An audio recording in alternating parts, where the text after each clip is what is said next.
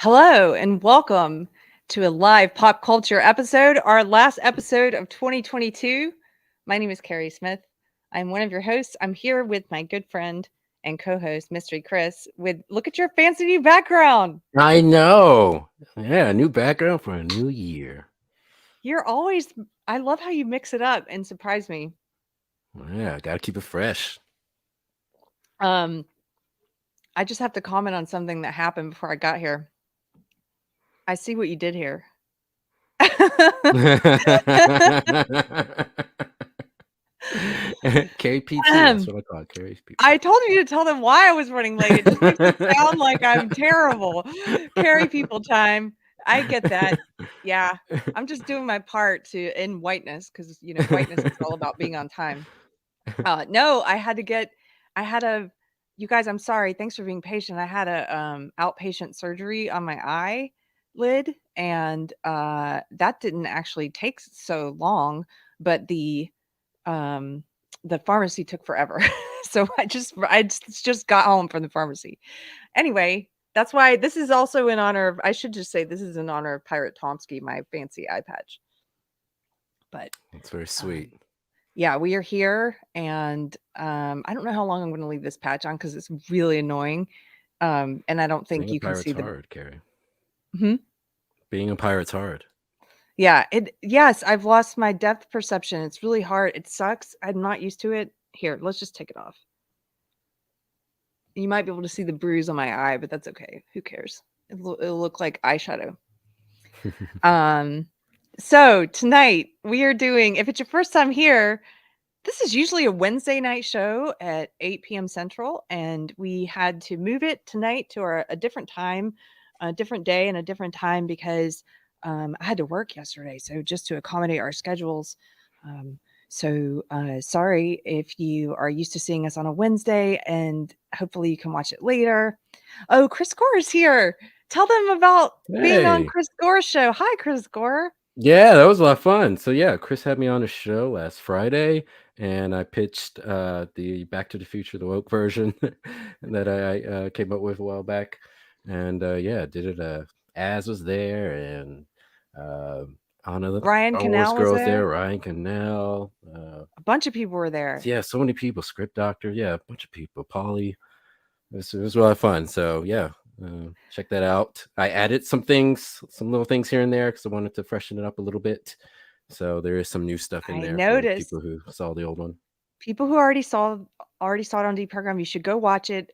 Chris Gore's channel is a Film Threat channel, and you did add new. I was surprised. It was new for me, so it was so funny. And they're right. You have to do something with it. You have to do. We should find someone to do like an animation. It would be fun. Yeah. Yeah. Anyway, Chris, glad to see you. He says, wait to see the new Avatar in 3D after you heal. I saw the new Avatar. I'm one of the few people apparently who liked it. I think I heard that you liked it also. So, but I haven't seen it in 3D. Yeah. Well, welcome. Okay. So if it's your first time here, like I said, we usually do this Wednesday nights. We're doing it on and off night because I had to work, and we're just going to have some fun talking about the year in review. And why don't you set it up? What are we doing tonight, Mr. Chris? So we are reviewing the year known as 2022. So we're going to talk a little bit about movies, a little bit about shows and how they did overall. And then Keri and I are going to each give our top 5 best and worst movies and top 5 best and worst TV shows. And then we have some awards we'd like to give out. Some very special awards called the Slappies. I'm really proud of this. Can I just show it now, even though we're not doing it? It's so remedial and stupid, but I found a website that lets you create intro video. Here we go.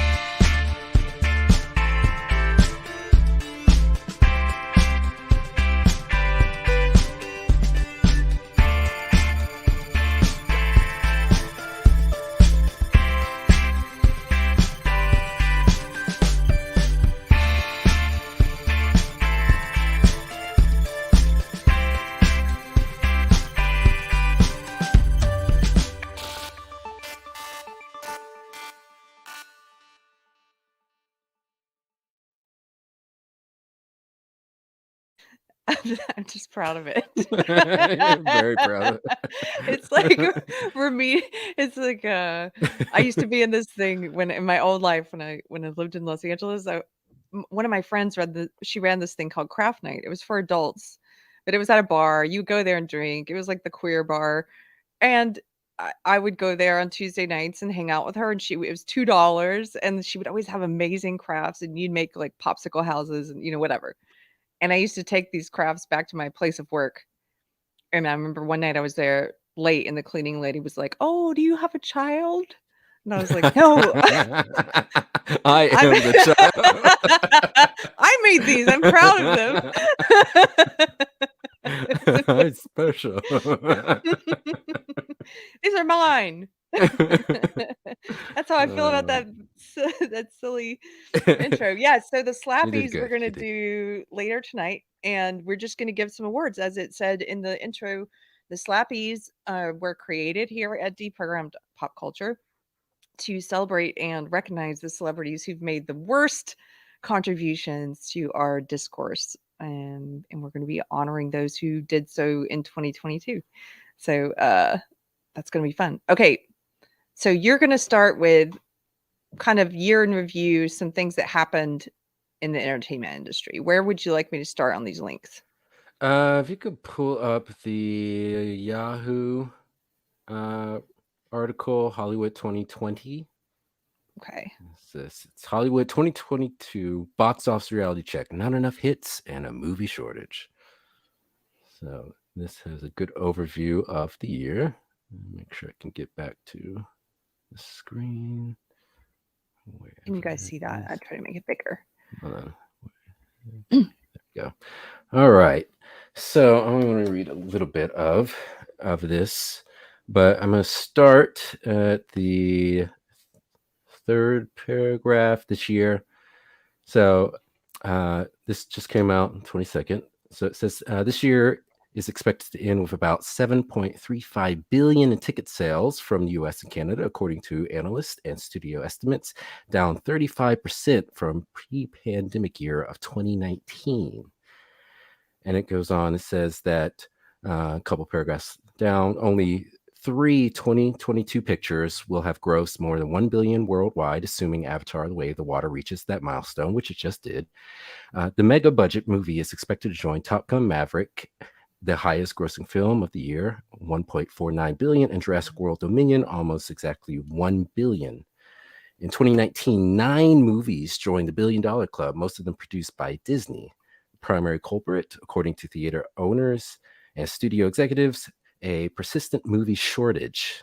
U.S. cinemas received 38 fewer wide release movies as of December 25th this year, compared with same point in 2019, according to ComScore. A wide release. Wait, can I interrupt you 1 second just so we can follow along? Did Mhm. I pull up the correct article? Because I can't tell where you're at. Oh, yes. All right. This is, uh, Oh, there we just go. says, yeah. Okay, sorry. There we go. Slow Yeah. tonight. I'm gonna blame the eye. My It's the eye. eye. Okay, go ahead. But yeah, so it just says that according to ComScore, a wide release plays on 1,800 screens or more. And so it goes on to talk about how one of the executives talks about, since there's 30% less movies, that there's, 30% less profits.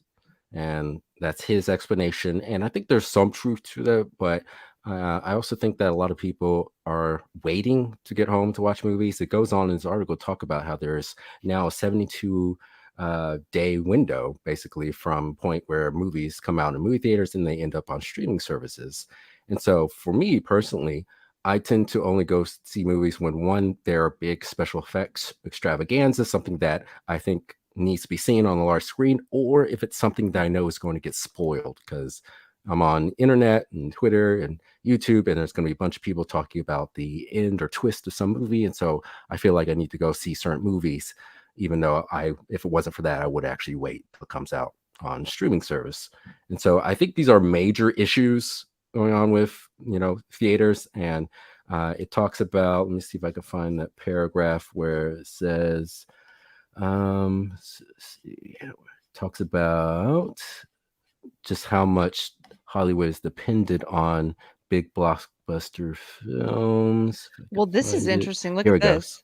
The top Mhm. 10 movies this year are Yeah, that was expected it. to account for more than half of the industry's total box office. Just the top Mhm. 10. In the years before COVID, the 10 highest grossing movies took up between 30% and 40%. Now they're over 50% of the total box office. So it's like the most popular movies are carrying more of the weight now in terms of the share of what of of the movies that people are watching. I Right, think you're right. right.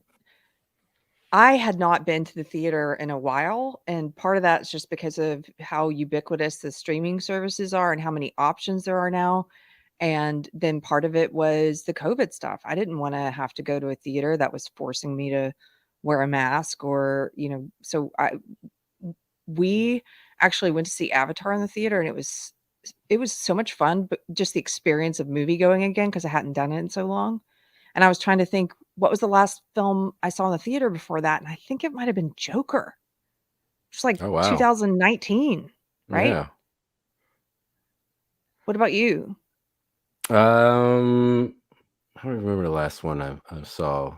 It's been a while because, again, I keep waiting for things to come out on streaming. Like, I just watched Black Adam. I didn't even know it was on streaming on HBO Max. And I was like, oh, it's there. So I start watching that. But I went through the list of the top 20 movies domestically in terms of gross.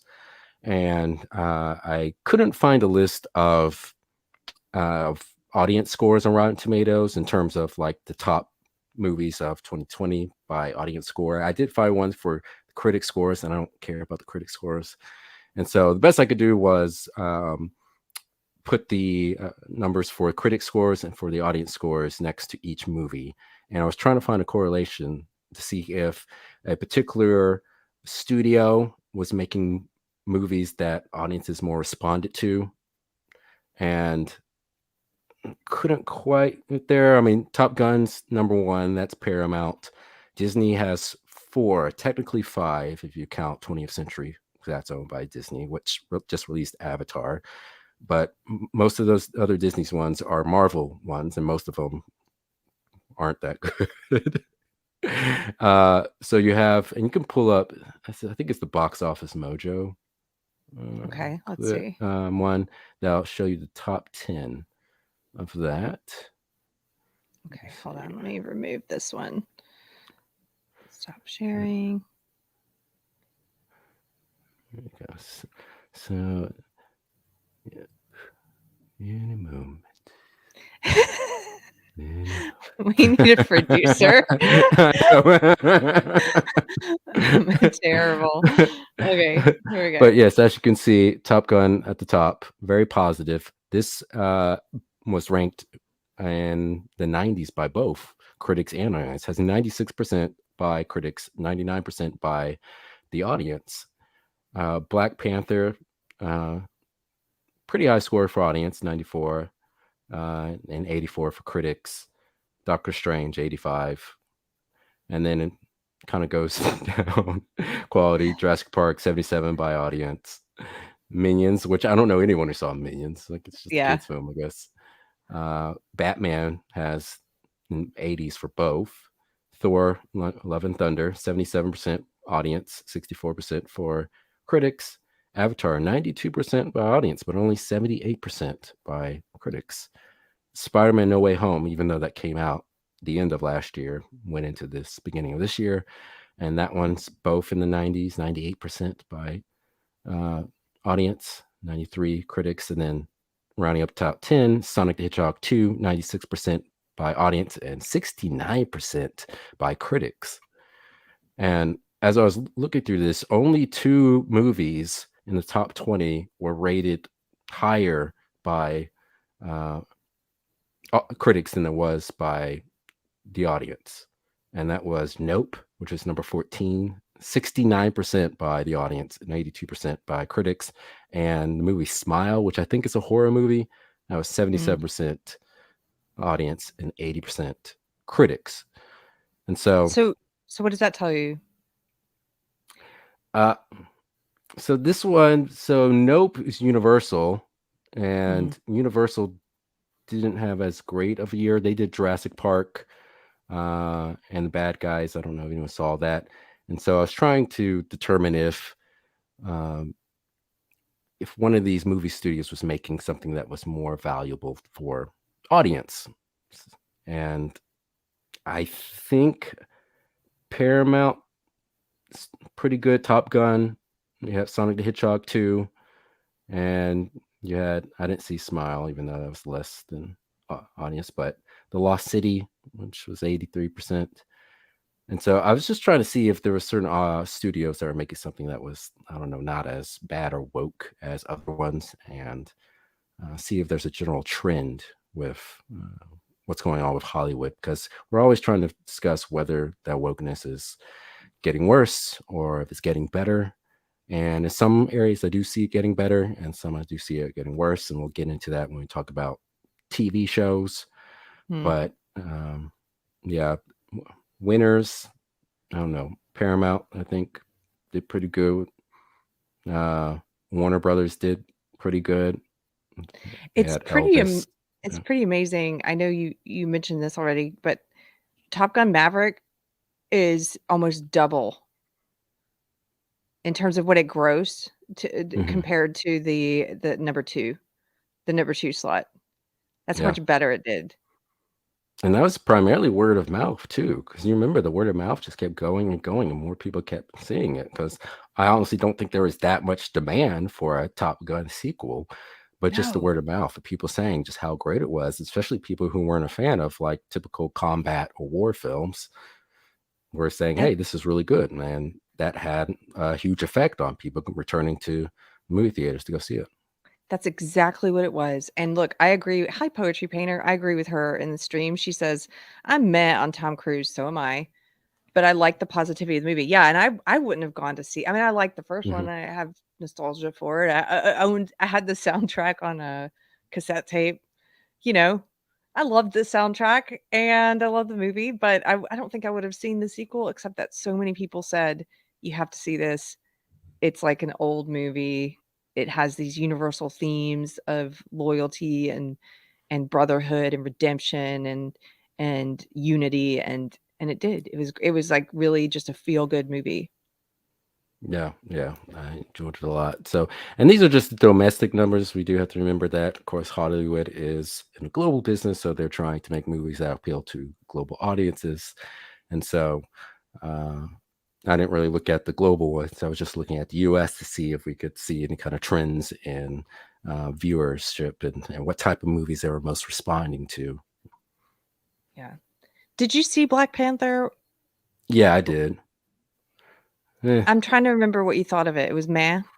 yeah, and I don't really care for it. You know, it's solely missing Chadwick Boseman, which understandably they obviously couldn't have him in that movie, but I didn't think it was that interesting of a movie. I thought it was paint by numbers, and that's the problem with a lot of these Marvel movies. It's like we're scraping the bottom of the barrel for stories. I'm getting to the point where I'm just getting tired of superhero movies because they're just very formulaic, and they're using a lot of characters that weren't popular in the comic books and putting them in these movies and hoping that the success of past Marvel movies will translate to these new ones, and the audience just isn't responding positively to these changes. And I think Marvel kind of knows that because they keep putting these unpopular characters, but putting them in lesser, you know, um, things like TV shows like Miss Marvel. Like, was there anybody who wanted to see Miss Marvel? No, no.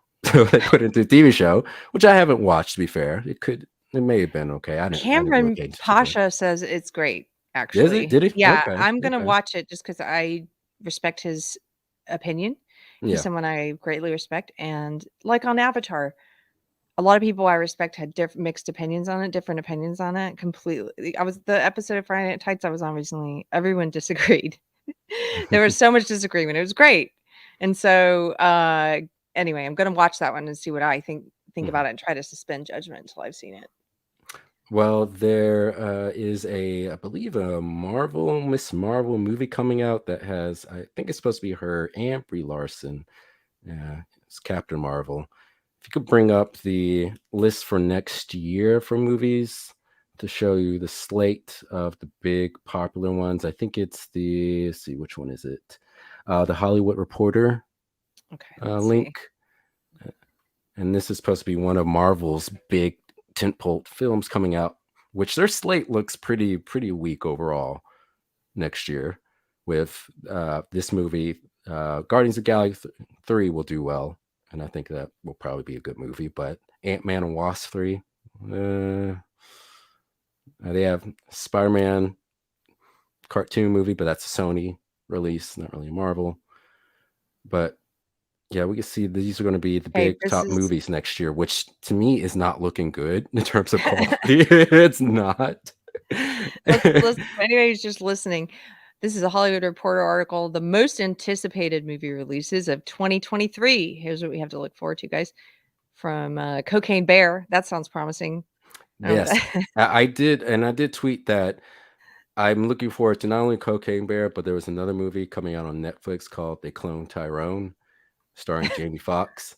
And just that, yeah, just the title alone, it just makes you want to see it. And I'm hoping that the movie will be good. And I'm hoping that if it's good, people will support it because I want Hollywood to take more chances on weirder movies and not stick so closely to these big IPs, which are just driving into the ground.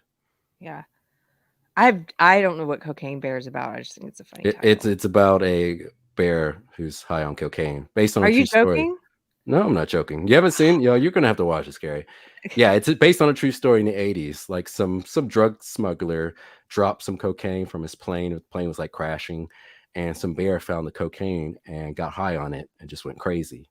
And so this movie is about this bear that goes around eating people high on It's cocaine. what? It's just so Yes, on it's the real. nose. It's so on the nose. It's like On the it's nose, get called it, Cocaine get it. Bear, but oh, on the nose. Dun dun dun dun. We need a drum In set. the nose. Bum. I just figured it was that's an artsy name that relates to some joke that's in the movie or something, but you're Uh, like, "No, it's about a bear on cocaine." yeah, Okay. that's Uh, great. I want more movies like this. I'm shocked that it actually got greenlit. That's awesome. I'm gonna read some of those from a cocaine bear to a Willy Wonka origin story, and the latest in the John Wick, Aquaman, and Mission Impossible franchises. There's a lot to look forward to in 2023. Next year, we'll see new movies from Martin Scorsese, Wes Anderson, and Nia DaCosta, and long-awaited titles like the live-action Barbie movie. Has that really been long awaited? Who's like, I need to see a live-action Barbie movie? Well, the director, I don't know. And the Spider-Verse follow-up. Check out some of the most anticipated 2023 feature film releases below. Megan, I am looking forward to. I do kind of want to see that. That's like a horror movie about a little Yes. killer android doll thing. A creepy artificial intelligence doll. I saw Mike Harlow was excited about this, of course, he loves horror. A creepy artificial intelligence doll is tasked with being the friend of a recently orphaned girl. What could possibly go wrong? Gerard Johnstone directs this team up from horror producers James Wan and Jason Blum, starring Allison Williams. I did see, I think, a trailer or something for that or some kind of promo, and it looked terrifying. Uh, This movie looks horrible. House Party. I tweeted this out too and talked about how terrible it looks, and I'm surprised that Kevin Hart's not in it. can you read it? The description? It's the reimagining of the 1990 classic. Follows two friends who throw a massive party in a house of NBA superstar LeBron James, who is in the movie, who also produced the movie and appears as himself. It Yeah. looks awful. It's and the thing that I loved about like the first two House Party movies, and they're flawed, but I love how it captured these zeitgeists that existed, and I think that was a more vibrant and overall more healthier culture than compared to what we have today. And I think today's more of a reflection of how disjointed the culture is because the movie looks like a complete mess and it doesn't look like it's a lot of fun. It looks like something I've seen before in Mhm. awful movies, directed video movies in the early 2000s. So there's a reason why it's coming out in January because studio knows no one's going to go see this. I don't think I'll be watching it. Here's here's my problem with doing my Carrie's top 5 or, because you have your list of your favorites, and um, my issue is that I don't watch a lot of in mainstream stuff anymore. I just don't, and so a true list, and you and I talked about this before the show in preparation, is like a list of the worst would include stuff that I've heard is so terrible from some of my favorite YouTubers, like um, Az from Hell versus Babyface, or Jeremy, or Ryan Cannell, or Neurotic. Like they, Az, for example, has thoroughly tearing apart The Witcher right now, and I know I'm never going to watch that. And all I need to hear is his commentary. and and the same thing for She-Hulk. I didn't watch it. I read a lot of articles about it, and I was like, no way am I wasting time on that. So a true like worst of list, if it were objective, would include things like that I can't actually put on my list because I didn't see them. So my list is going to be weird. You're gonna get to see what I actually watch. Uh-oh. It's just, yeah, we'll say. Okay, so yeah, House Party, not gonna watch it. Yeah. I'll just tell you right now. Ant-Man and the Wasp, Which Quantumania. I didn't watch the second one. The first one I thought was okay, but Ant-Man was never something that really interests me much, and so, yeah. Cocaine Bear I am looking forward to, and I think the Oh, internet is looking forward to as well. wait, hold on one second. I never watched Ant-Man either. The latest installment of the Ant-Man franchise, we'll see Paul Rudd's Ant-Man and Evangeline Lilly. I like her. Mhm. Evangeline Lilly's Wasp, exploring the quantum realm and battling a new big bad, King the Conqueror, played by Jonathan Majors. Well, I might watch that one just for her. Yeah, I hope she keeps getting roles after, what that video she came out with last year, just saying, "Hey, people have a right not to be forced to be vaxxed." I forgot about that. She's based too. I forgot In that about that. regard, yeah, I know Yeah. she's progressive in other areas, but that's fine. Still, she put herself out there, and I have tremendous respect for that. So, Well, that's a reason to go see it. Okay. Cocaine Bear, from director Elizabeth Banks. A bear in Kentucky ingests cocaine that ends up in the forest after a bungled drug run and goes on a homicidal rampage. That's pretty much what you said. I can't believe there's a movie about this. What what were you saying about this one? I interrupted you. that was awesome. Oh, the internet is going to love this because I already see a lot of people and buzz around it. So when it comes out, it will be interesting to see if the movie's actually good and if it has legs. Pun intended. So we will find out. The drunk 3PO could do a lot with it because he has the whole Canadian bear thing. Canadian cocaine bear. Okay, Creed 3. I Franchise s- star Michael B. Jordan is stepping behind the camera for this entry, which will see Adonis Creed face off against a childhood friend and former boxing prodigy, played by Majors. I haven't seen any of the Creed films. I've seen all the Rocky films, but I heard first Creed was good. Second one apparently wasn't so good, and so this third one I don't know. But I'm kind of surprised they made a third one because the second one came out and no one really talked about it much. And so I thought, no, maybe the movie didn't do too well, but they're coming out with a third one, so I guess it did. Okay. None of these so far are getting me really excited. Yeah. Scream 6, I mean, Nope. this is no, I don't care. Mike Harlow would don't I hope he's not watching this. He loves Scream. It says the franchise update continues with the next generation of Ghostface survivors attempting to leave Woodsboro, blah, blah, blah. Who cares? I know. When was the last one? Did the last one come out like 20 years ago or something like No, he organized a bunch of people to go see it. I know it was recently just because I know that? him. I'm sorry, Mikey. I just don't. Oh. I like horror too. I just don't care.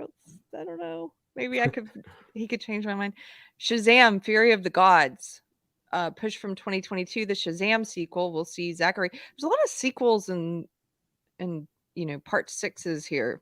Yeah, that's what Hollywood does. That's what they've been doing for the past, 15, almost 20 years now. It's just sequels and remakes. And these are the big blockbuster films, and these are the ones that are the only ones that making a tons of money in the theaters right now. And so They're it's just gonna be re- interesting. they're just relying on the a built-in, hoping for a built-in audience who liked the Yes. first movie. Yeah. Okay. John Wick Chapter 4. Yep. Saw the first one, which is all right. I haven't Yeah, seen it was part 2 and 3, but the first one was good. I saw the mhm. first one too. Keanu Reeves is back as the former hitman turned hit in a globetrotting entry directed by Chad something.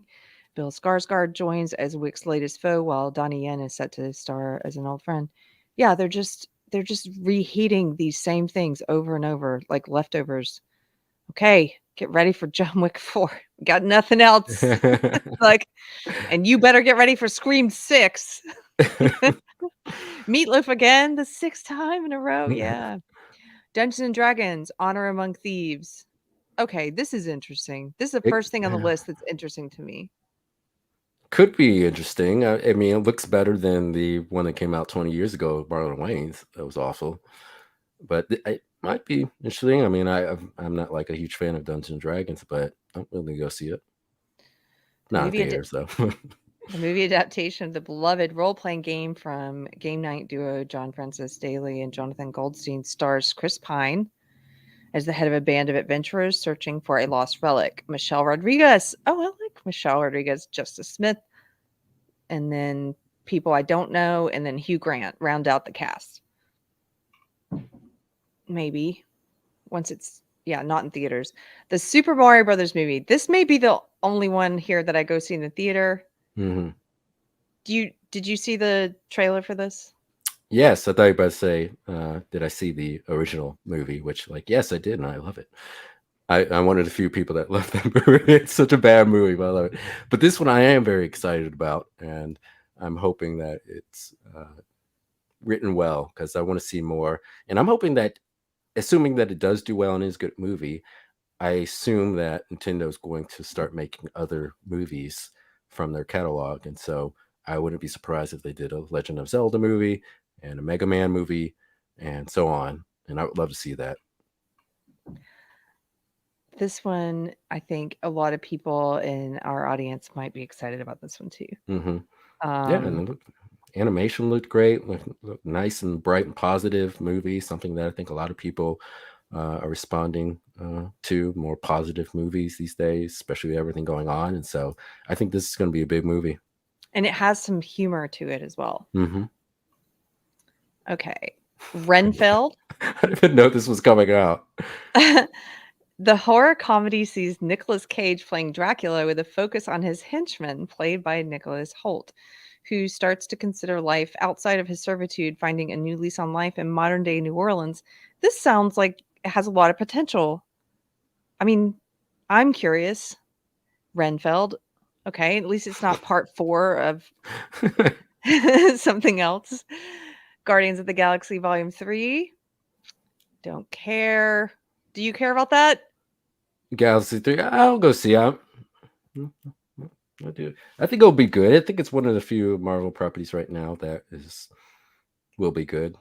Is good. So I watched the holiday special for Guardians of the Galaxy, which was decent. So I'm excited.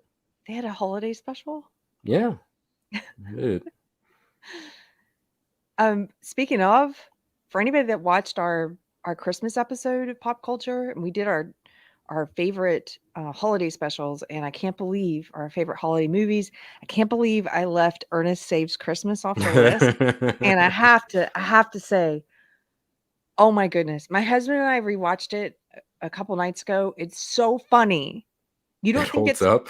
it holds up. You don't think it's gonna hold up, but Jim Varney, he is like, I mean, he's more expressive than Jim Carrey. Remember when he would play the woman, like his mom, and with the neck brace and all of his chins, and he does all these characters. He does this snake farm owner, and and what's funny is that he's Ernest P. Worrell playing a character, and it holds up. I'm just saying, go watch Ernest Saves Christmas or one of the other Ernest movies, and you'll think yourself. I mean, it's definitely got appeal for kids as well, but I think for adults even. We were there several times we were laughing out loud. Well, you know what I said about the Medea movies, how they're the modern day Ernest movies. Are they? Like Yeah, you're right. there's like one where Ernest goes to jail, Medea goes to jail. There's Christmas one, Halloween one. You're right.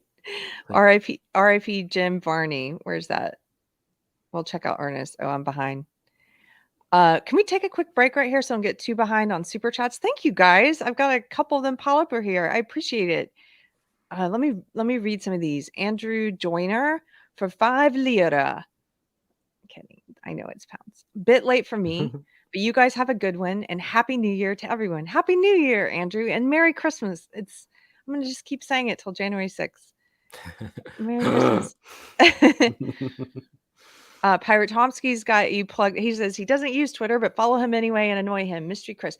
You use it occasionally, and the more people that bug you, maybe the more you'll use it. So you guys go find him at MC Mystery Chris on Twitter. Thank you, Pirate Tomsky. R. He also gives a super chat. Pirate, you don't have to give super chats. Pirate, it's 10 pounds. 10 pounds. He says, Mystery Chris is a fraud. He hasn't watched The Wire or Deadwood yet. Fraud. See you in hell. Just kidding, buddy. Black to the future for the win. Pirate's been trying to get me to watch Deadwood and The Wire. It's like there's so many shows I'm so behind on. It's like I still want to watch The Sopranos. I haven't watched all Sopranos. I'm like, where am I going to find time to watch all these shows? Well, several people have told me to watch Deadwood as well, and I think that's one that I would love. I just haven't had the time to start something new. And again, once you see what it is, the kind of stuff that I watch, you'll be like, no, I don't watch a lot of. I do watch some mainstream shows. I just watch a lot. I guess I watch a lot of YouTube channels. That's my thing. Okay. Poetry Painter already did that. Pirate again says, come with me and you'll be in a world of pure cocaine in action. Take a look and you'll see you're mentally effed up with me. I think you have a career writing theme songs for movies. And then last one I have queued up, Tara T. So many movies are full of nihilism and I'm tired of it. Give me something hopeful or funny. Thank you for the super chat, Tara. Yeah, that's why I think, again, not to beat a dead horse, but Top Gun Maverick was so great. And again, it's not that it's a genre that I especially love or it was just a great, fun movie to see in the theater. I didn't see it in the theater. I saw it on a plane, but it's the kind of movie you would want to go see in the theater with friends, with popcorn and just have a good time. And you come out of there feeling good. And it's not about preaching. It's not about preaching a specific ideology. It's about something deeper, like more universal. So. Mm-hmm. It's very masculine. It's nice to get some nice masculine movies these days. You know, male figures and, you know, father figures and things like that in there. It is. All that toxic masculinity. Okay, let's get back. Guardians of the Galaxy we did. Okay, Fast X. I'm glad to see Michelle Rodriguez is in 2 of these movies. I wasn't sure what she was doing anymore, and apparently she's still doing great and getting cast and stuff. I love her. The second to last installment, but again, this is another franchise, right? The second to last installment of the Fast franchise will see Vin Diesel and his team back together, this time joined by franchise newcomer Brie Larson. Oh, no! Surprise! Are you a fan? Of Fast and Furious or Brie Larson? Either. No. I stopped watching Fast and Furious at part 3. And I'm surprised that they're only on 10 because it seems like they should be on like at least 15 by now. Like every year, it seems like there's a new one coming out, and I just ignore it. But people keep telling me they're good. I have a lot of friends that are fans of them. But I'm like, really? Yeah, it's not the same thing. Just a bunch of people in cars being chased by other people in cars, which I guess that's what people want to see. So whatever. Is it still the same director? I'm looking it up. Hold on. Is it still Justin Lin? I think. I don't know. You think the last Star Trek movie?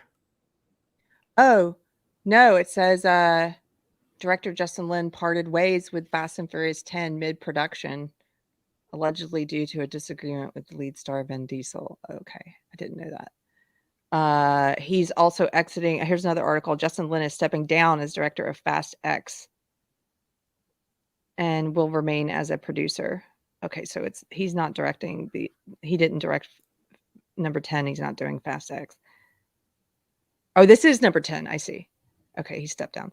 The reason I ask about him, he's interesting to me because um he he does like these big box office movies like Fast and Furious and stuff to make his money to then be able to do the kind of movies that he really wants to do. And he did a movie called Better Luck Tomorrow, which I've mentioned before, and I'm just going to mention again because it's a little known film. It came out in 2002, and and it's just I think it's just a great independent film, even though it's directed by Justin Lin, who does all these big blockbusters.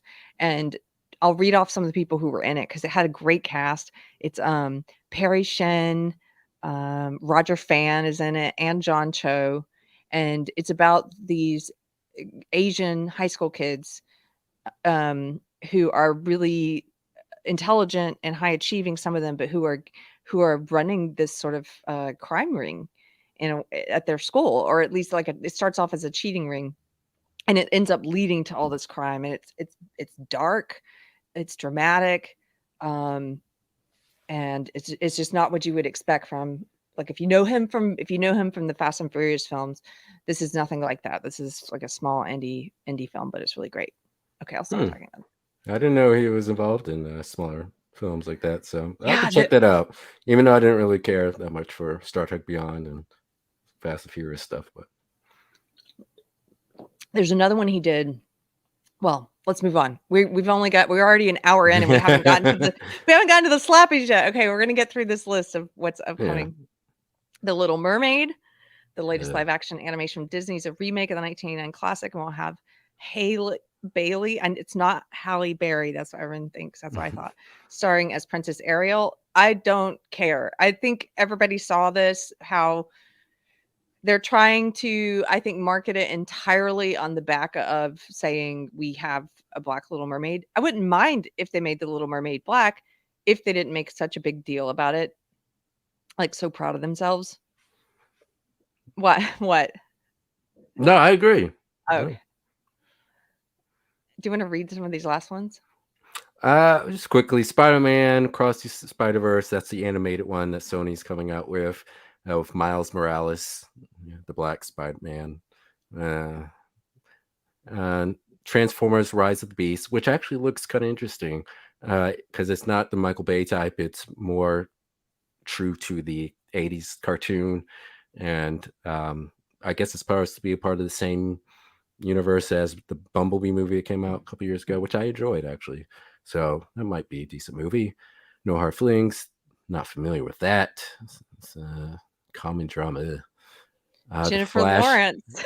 Jennifer Lawrence. She starred in the first movie to ever be shown in theaters. Did you know that? She was the first movie star. Yeah. Impressive. She was. People think Clara Bow was the first It girl, but it was Jennifer Lawrence.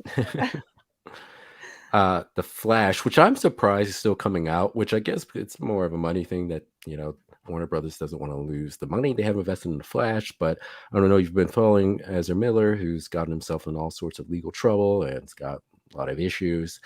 And I'm I'm wondering what they're going to do marketing wise once that movie comes out. If they're going to have him make some kind of public apology and try to put him on limited interviews and stuff, more controlled stuff. I don't know, but I'm really shocked that they're still planning to release this in theaters, especially now that James Gunn is coming in and going to basically do away with the Snyderverse and start again.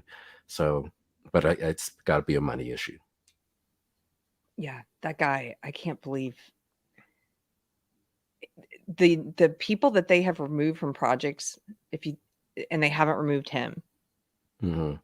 Like that just kind of blows my mind that he's still there. I know. Roseanne got removed for less than what he did. Didn't Roseanne get removed for a tweet? Yeah. It's actually a video of Ezra Miller choking a woman, but no, it doesn't matter. No. But a tweet about Planet of the Apes, come on. Yep. So Indiana Jones, Dial of Destiny, which the trailer it looked okay, but knowing the history of Disney and Kathleen Kennedy in recent memory. I don't have a lot of faith in this, and I know there's some leaks out there that some people tend to think are now true because of what was shown in the trailer, which What leaks? leaks about the movie, stuff that happens in the movie. Okay. So I don't know. It's just to me, I don't want to see another Indiana Jones. Harrison Ford is like, I believe he's 80 now, and I don't want to see him. It's just like I didn't want to see him as Han Solo in The Force Awakens, even though it's nice knowing that they all came back. Just seeing like an old tired, Indiana Jones or old tired Han Solo is just kind of depressing to me. It's like I want my memory of them to be like young and cocksure and swashbuckling. I want to have that memory of. I don't want to be. So I'll be surprised if this movie is decent, but we'll see. Well, as an action star, I mean, he's still very handsome. I mean, he's very handsome, especially for someone in his 80s. But how realistic is it to be an action star at that age? Hmm. Well, they Also, do. It looks like in there they have some de-aging stuff, and so there's going to be a number of scenes where there was a younger him. So, well, that might be a big way they get around the age things, just featuring him in the past. So, how long until they just start doing all deep fakes and CGI of these I don't actors? I don't think it's long. There was another article I didn't send it because we weren't going to talk about tonight, but it was talking about how they're using AI to dub over people's mouths. So like for a foreign market, instead of doing subtitles, they'll just dub over the voice, but they'll make the mouth look as if it's saying that particular language. So it's not awkward, weird looking. And this is something that's only going to increase. So I don't think we're long from it. I mean, technically, we've kind of already had it with, say Rogue One, Yeah. Star Wars movie where they had Peter Cushing and had some actor who had Peter's face put on top of it. But I think it was the actor's voice. I don't think it was Peter Cushing's voice. But with the AI technology, they can do voices now too. They did that a little bit with James Earl Jones for the last Star Wars show, Obi-Wan. I just something about the AI. I haven't addressed this yet, and it's not the right show for it, but just quickly, everybody's using this new app where they're doing like AI art of themselves. And it's cool. I get it. And I'll probably end up doing one eventually to see what it does with me. Some people are using it because they are horrible looking and they're doing the AI to make themselves look like the ego that's in their head. But that's separate. Not everyone's using it for that reason. Um, but all of it though, I think there's something missing from it. It's not like, and whether you're doing it of yourself or putting in like it has been fun to see people who are inputting different things like um give me a picture of a cat on a spaceship, right? And then you see what the AI spits back out. And that's very interesting. However, I think there's something you're missing the human spark. Hmm. AI art will never capture what art from a human captures. There's something missing there. Um, and I just I don't know. I'm a little worried about it, and I'm a little worried about, like, seeing it in films as well. Just just Hmm. just that spark of what would you call that? It's like in music. We've talked about this before. It's like in music where you can see it with the music that's created by algorithm, where the my hu Anthony and I were listening to a song the other day while driving, and the song is good.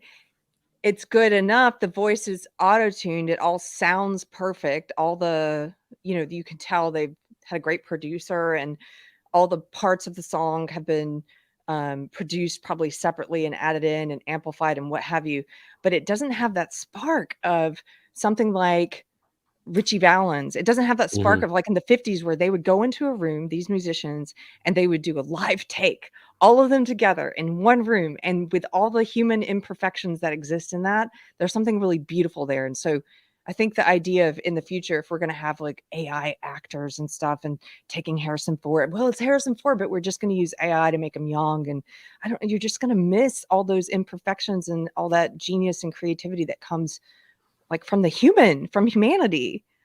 Yeah. I'll stop. I'll Yeah. get off my soapbox now. No, I totally agree with that. It's definitely missing those imperfections. There's a certain energy and inflection to the voices that AI, as of now, just can't recreate. Listening to like James Earl Jones, the AI version, there was something that's missing. Like everyone could tell that there was something different about it, and just wasn't quite working. It's like the uncanny valley, but in audio form. Yes. Yeah, the uncanny valley. That's exactly what it is. Anyway, I've just been thinking about how quick we are to just jump into this new, because like the AI app again, it's fun. It's like, and so everybody, and not to shame anyone who uses it. Like I said, I'm probably gonna eventually download that crap and see what it does with me. But just how fast we are to just like, oh, this new app is out with it. Sure, let's do AI art of ourselves, right? Like Hmm. just Learn immediately. nothing from Terminator. Nothing. Okay. We got to get through this list. Yeah. Okay, hurry. We'll go cooking. Okay. Mission Impossible: Dead Reckoning. I don't know. It's part one. I've been meaning to go back and watch the Mission Impossibles after part three. That's where I stopped, but I hear they're really good, and I like that Tom Cruise, for the most part, tends to have a certain integrity involved with the movies he makes, and it seems like he has a hands-on with the script and writing. And seems like most of the movies in recent memory, with the exception of The Mummy, most of them have been good, positive response, and so I'm sure this one will be good. So look for that. Then Oppenheimer, Christopher Nolan film about the development of the atomic bomb. I'm sure that will be a good movie because Christopher Nolan is really great, and you can tell that he loves that World War II era because he's once again returning to it. So it'll be interesting. Also, Barbie. great cast in that one. Oh yeah, Cillian Murphy. Yeah, he's really good. Barbie, which before the trailer, I was like, a Barbie movie, but after seeing the trailer, I'm like, I'm intrigued.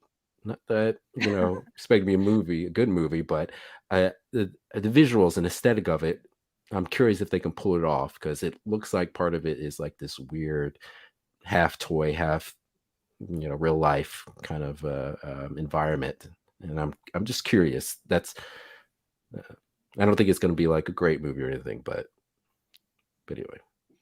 That's just so Uh, weird. Like, who was clamoring for that? But okay. the Marvels. This is what I talked about earlier. Brie Larson, she's back. Miss Marvel and Monica Rambeau. And so, yeah, no one's gonna go see that movie. Next movie, Teenage Mutant Ninja Turtles Mayhem. I think this is Steph Rogen. Yeah, Steph Rogen one. It's an animated film. Um, I don't know what to think about this. I love the Ninja Turtles, the 80s cartoon and stuff, but I know Seth Rogen's a fan of that, and I'm just curious if the passion is there to actually write a good film. I know his Green Hornet movie kind of sucked, and I'm not sure how much of a fan he was of the Green Hornet, but Ninja Turtles he is, so we'll see. It's also a kids' film, so I know Seth Rogen can't resort to the penis jokes. He likes to do in a lot of his movies, fart jokes. Be too easy. Although maybe you He will. Who knows? he's part of the reason I probably, even though I love the Teenage Mutant Ninja Turtles, I can't with Seth Rogen anymore. No, no. Blue Beetle, which I have not been following, so I don't know much about that. I don't really know much about the character from the comic, so don't have much opinion on that. So we'll see. It looks like it's a show of something.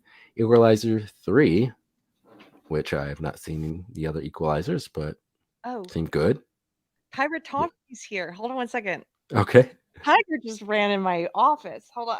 Oh my god, everything's happening. Pirate, what's up? Hello? Are you here? Oh, he took himself out. Oh, I think he just wants to be backstage. Sorry.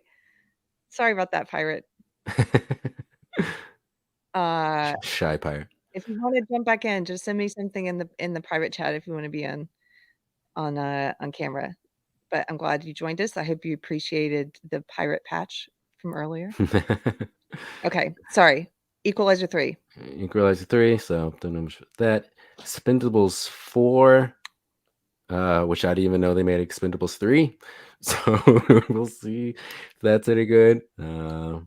Again, It how just many of these are they gonna Equalizer number 3, Expendables number 4? It's just constantly like, yes, let's just because keep going back to the same well. and I feel like the way things are set up now is only going to encourage this even more because again, these blockbuster movies, the movies opening in theater need to have a big draw, need to make a lot of money in order to justify the cost and the marketing, everything. And I don't think smaller movies can really do that. I don't think they have much of a chance these days. And so I think studios are going to rely even more on these tentpole, long-standing IPs to try to bring in that money. And so we're just going to get more and more and more until people say, you know what, I just rather not go see movies in theater at all and just watch streaming. That's what's happening. That's what's happening. Yeah. It's down Yep. 30%, right? Craven the Hunter. The Spider-Man spinoff, which I Spider-Man. remember them it being in development. I'm surprised it's coming out next year.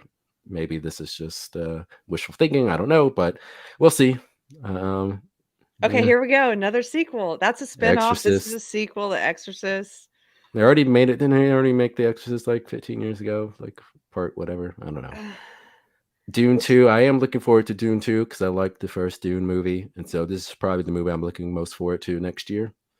And this is so a sequel to a remake, it's right? better than that David Lynch one. It's Okay. better, Carrie. Okay. So we did The that. Hunger Games, The Another Ballads, Hunger another Games, Hunger Games. Okay. This is a Wonka. prequel. Okay, Wonka, another Wonka origin What's story. another Wonka? Come on Who now. Who who wants this? asked for a Wonka origin story? Are they gonna do like spin-offs for Assault, the movie? Ah, gosh. Nobody wants that. The Color Oh, Purple, which I didn't even know they were remaking. So I'm surprised Oprah's not in this. uh, Let's see that. Aquaman. Gonna be the last Aquaman because and that's the weird thing too. Everyone knows that they're about to wipe out the Snyderverse, but they have to come out with the movies that were in development now. And so it's odd people knowing that there's not going to be sequels with these characters in it. It's like how much is that going to affect people's willingness to go into movie theaters and pay money, knowing that they're not going to see any more movies with these characters in it. I don't know. okay. What's left? Disappointment Boulevard. Never heard of it. Hold on one second. Maestro. Sorry, there was some music playing in my headphones from a different tab. Wait, what? I have too many tabs open. Okay. Disappointment Boulevard. Okay, Maestro, Leonard Bernstein biopic has Bradley Cooper back in the director's chair for the first time since A Star Is Born. He'll play the famous composer with Carey Mulligan, Matt Bromer. Okay, Hmm. Yeah. that's I mean, here are some interesting. movies that aren't necessarily they're not remake. I mean, they're biopics or based on history, so that's That's a little some. bit different. That's a little bit. That's So, not going back to the same well. I think that's original, right? Like, let's do a hmm. biopic about Leonard Bernstein. That's good. Good effort. I don't know if the movie will be good. I'll probably see it. Napoleon, the latest historical drama from Ridley Scott, will track the French leader's origins and, as the logline reads, swift, ruthless climb to emperor viewed through the prism of his addictive and often volatile relationship with his wife and one true love, Josephine. I'm definitely going to see that. Historical drama, yes. All right. Ast- Interesting. Wes Anderson. Killers on the Flower Moon. No, I haven't heard of any of these movies. So, but these movies look a little bit more interesting than Then the Fast and others, yeah. Furious 10. Fast and Furious 10, right? Killers of the Flower Moon looks like another historical drama. Martin Scorsese and Leonardo DiCaprio, based on the book of the same name. The story takes place after members of the Osage tribe in the U.S. were murdered under mysterious circumstances in the 20s. Okay, there we go, guys. That's what we have to look forward to in So 2023. It is a mixed bag. yeah, it is. But overall, it's just not looking strong Mm-mm. in terms of the type of movies coming out, and so I'm really wondering how this is going to affect the box office, especially with this recession that's going to get worse. and I don't think it's going to be a pretty year for theaters. I don't think so either.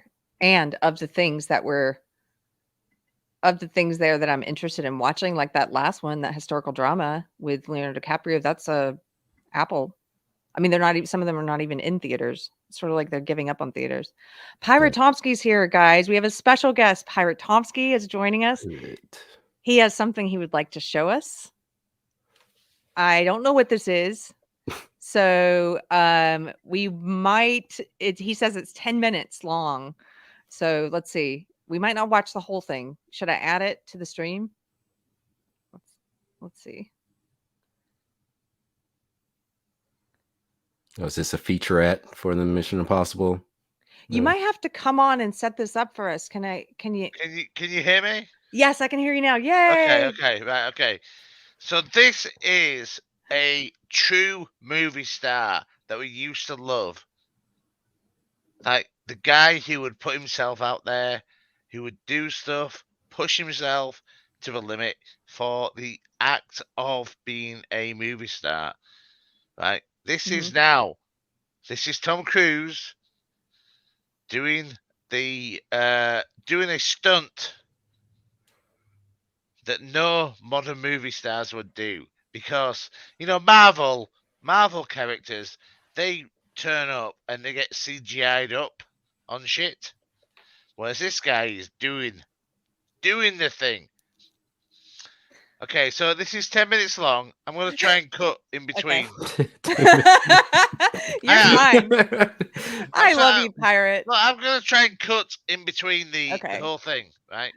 But this guy he's a fucking amazing guy. He's not an asshole. He's trying to bring his I would say he's trying to bring his experience into the world through experience. So here we go.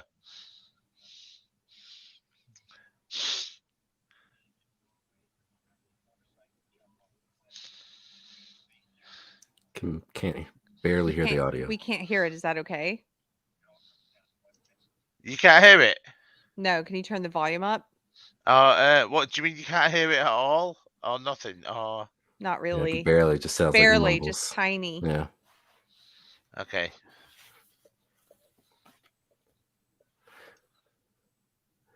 Do need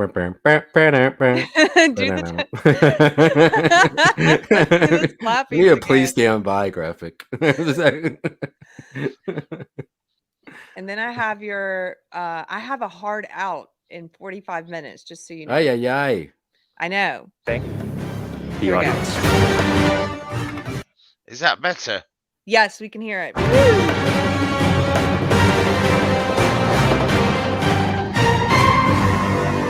There's a lot going into this stunt. So Tom put together this master plan to coordinate all of these experts in each of the particular disciplines involved to make this whole thing happen. John and I are jumping out of the helicopter. He's going to chase me. That's what we say to each other. Don't be careful. Be confident. Be confident. A year of base training, advanced skydive training, a lot of canopy skills, a lot of tracking. Tom Cruise, he's an amazing individual. You tell him something and he just locks it in. His sense of spatial awareness, he's the most aware person I've ever met.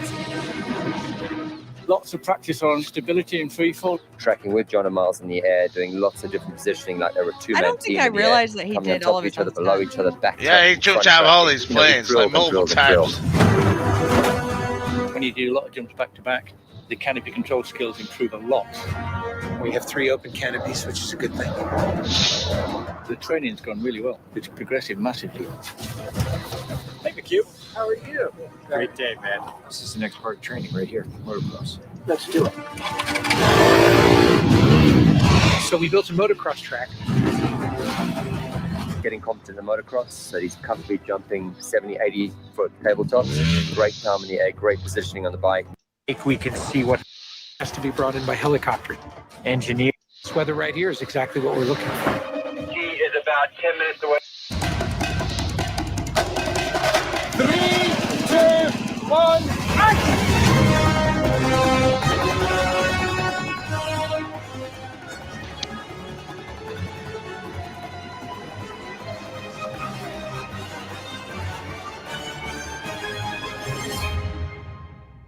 That's not him.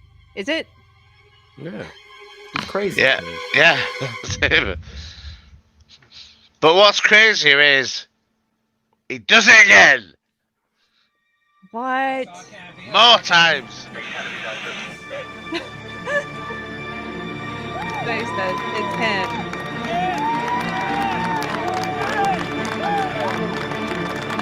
To you guys, thank you. Now, Tom, that was absolutely beautiful. Like nothing wrong. It's like, yeah, I can do it better. I can do it better next time, baby. Thanks, mate. I think I can hold to the bike a little longer. Pretty much the biggest stunt in cinema history.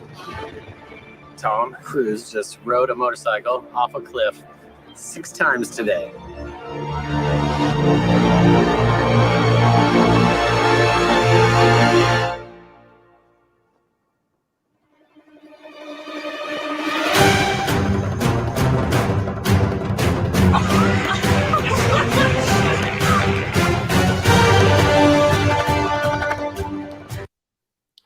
It is incredible. It's crazy to think about how Tom Cruise is really the last remaining movie star. You really think about it. Oh, what's going on? That's not me. Who's doing that? There we go. That was great, actually, Pirate, because you know what? I have a kind of a prejudice against Tom Cruise, and I think I probably need to let go of that and just get over it, and because that kind of made me respect him a little more as a movie star. So you have the prejudice from he was part of what's it called? Scientology, right? Yeah, Scientology and him jumping on the couch and, a lot of that he just sort of became. But now when you look at how ridiculous celebrities are, and because of Twitter, we get to see how crazy some of them are. In retrospect, he's not as bad as someone like Bette Midler. Well, do you see how video resurfaced from like 15 years, almost 20 years ago, when everyone's making fun of him because he went on, I don't know, Matt Lauer's show, was talking about how bad, I think it was antidepressants or some kind of pharmaceuticals were for developing minds for kids and stuff. People were saying how crazy it is, and it's like, well, look at all the evidence we have now. Like, clearly he wasn't. Clearly he was on to something. And so yeah, there's always been like little weird things about him, but there's always been things about him that I did respect. And so it's like, it's weird looking back and going, yeah, the weird stuff, the couch jumping, yeah, that's all weird Scientology stuff. But I do respect some of the things that he's said, and I respect, again, his integrity he has with these movies, with the development of the scripts and doing his own stunts. And like I said earlier, I think he's like the last remaining movie star, really. I mean, the movie stars are in decline now, and I think he's like the last one, especially from his generation, because it's really not really too many people from his generation that are still in blockbuster films. Yeah. Well, thank you for showing that. Okay. I am. Do you want to stick around with us? Well, I can leave. I can stick around as well. Why don't you stick around in the backstage, and then if you have something you want to jump in for, let me know. Because Mystery Chris is going to do his. Hold on, I'm trying to get it queued up. I have so many tabs open. We're gonna start with your top 5 movies. Should we start with your top 5 movies of 2022? Sure. Okay. All That's right. what we're gonna do. Okay. Right. See you in a bit. Okay, here we go. So this is gonna be I have top 5 movies and top worst ones. And this, when I say top, it's my favorite because, as Keri was saying earlier, she and I haven't seen that many movies or that many TV shows this year, and so I don't have a lot of movies to really draw from. So of the ones I've seen, I'm basically just saying what I thought was the best or my favorite of those. And I know some of them aren't that good, but hey, it is what it is. You shared everything. I shared everything. Is that bad? Is there something on there? Well, I was trying to. You go to the bottom and do the full screen. Okay, hold on. Damn it. This is why I need to Gotcha. make you a producer for your little bits, because the full screen, I don't know how to do that on here. So it should be, I mean, if it's at Oh, the got it. bottom. Okay, Done. you see it? Okay, I've got it. Okay. Okay. Okay, here we go. She has a producer. She just doesn't use them. Look, Hire it. just saying. Just saying. Hey, Next time. Okay, here we go. We're trying this again. All right, here we go. Da-da-da-da-dum. Okay. Fingers crossed. Boom. Here it comes. There we go. Yay. We learned something. Yay. All right. All right. Top 5 movies. So number 5, you go next slide, please. Nope. Nope was a flawed film. It's not a great film, but I liked the premise, and that premise was interesting enough to keep me interested throughout the movie. I think the premise was kind of similar to a Star Trek episode, and so that's what I kind of liked about it. But the execution, yeah, it was lacking, especially in the third act. And like I said, not great, but all the movies I saw, I thought it had an interesting premise. Just the execution that was lacking. So that's number 5. And go to the next one. For The Northman, I enjoyed The Northman. Very violent film, very masculine film. It's nice to see a kind of old school, almost 80s type of film with the amount of violence in it, and gets a little esoteric and a little weird at places, but it stood out compared to a bunch of other movies coming out these days, and so I enjoyed that. Next one, please. Oh. Top Gun. Like we were just talking about earlier, great movie, a lot of fun. I enjoyed it a lot more than I thought I was going to enjoy it, and yeah, I don't have much more to say about it. It was just a great movie. It was excellent. Oh, crap. Next. All right, there we go. This is going great. Why Weird? This is the Weird Al movie that came out. It's on Roku, and I was like, I don't know, it's coming out on Roku, but I thought this movie was funny. It's a fake biopic, so I thought Daniel Radcliffe did a great job as Weird Al, because when I first heard of it, I was like, Harry Potter's playing Weird Al, what the hell? But it did a good job. Evan Rachel Wood did a good job as Madonna, and it was a real fun movie. I enjoyed it a lot. And then number 1, there we go, Beavis and Butthead.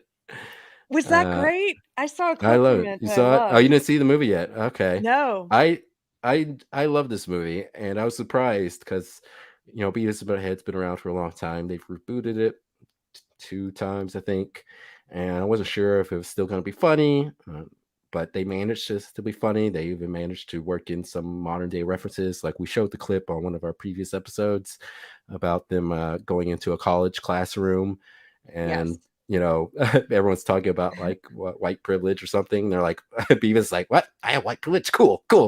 I got privilege. And he goes around stealing a car. Yeah. I thought that was genius, and I had a lot of fun with this movie. So you watch a lot more movies than me, man. I can tell you right now. I need to watch some of these. I mean, the only one on your list that I've even seen was Top Gun Maverick. Oh yeah, which I enjoyed. Yeah, watch that. Okay, so now we're gonna get to the worst. Bottom 5. Womp womp. Okay, number 5. Next slide, please.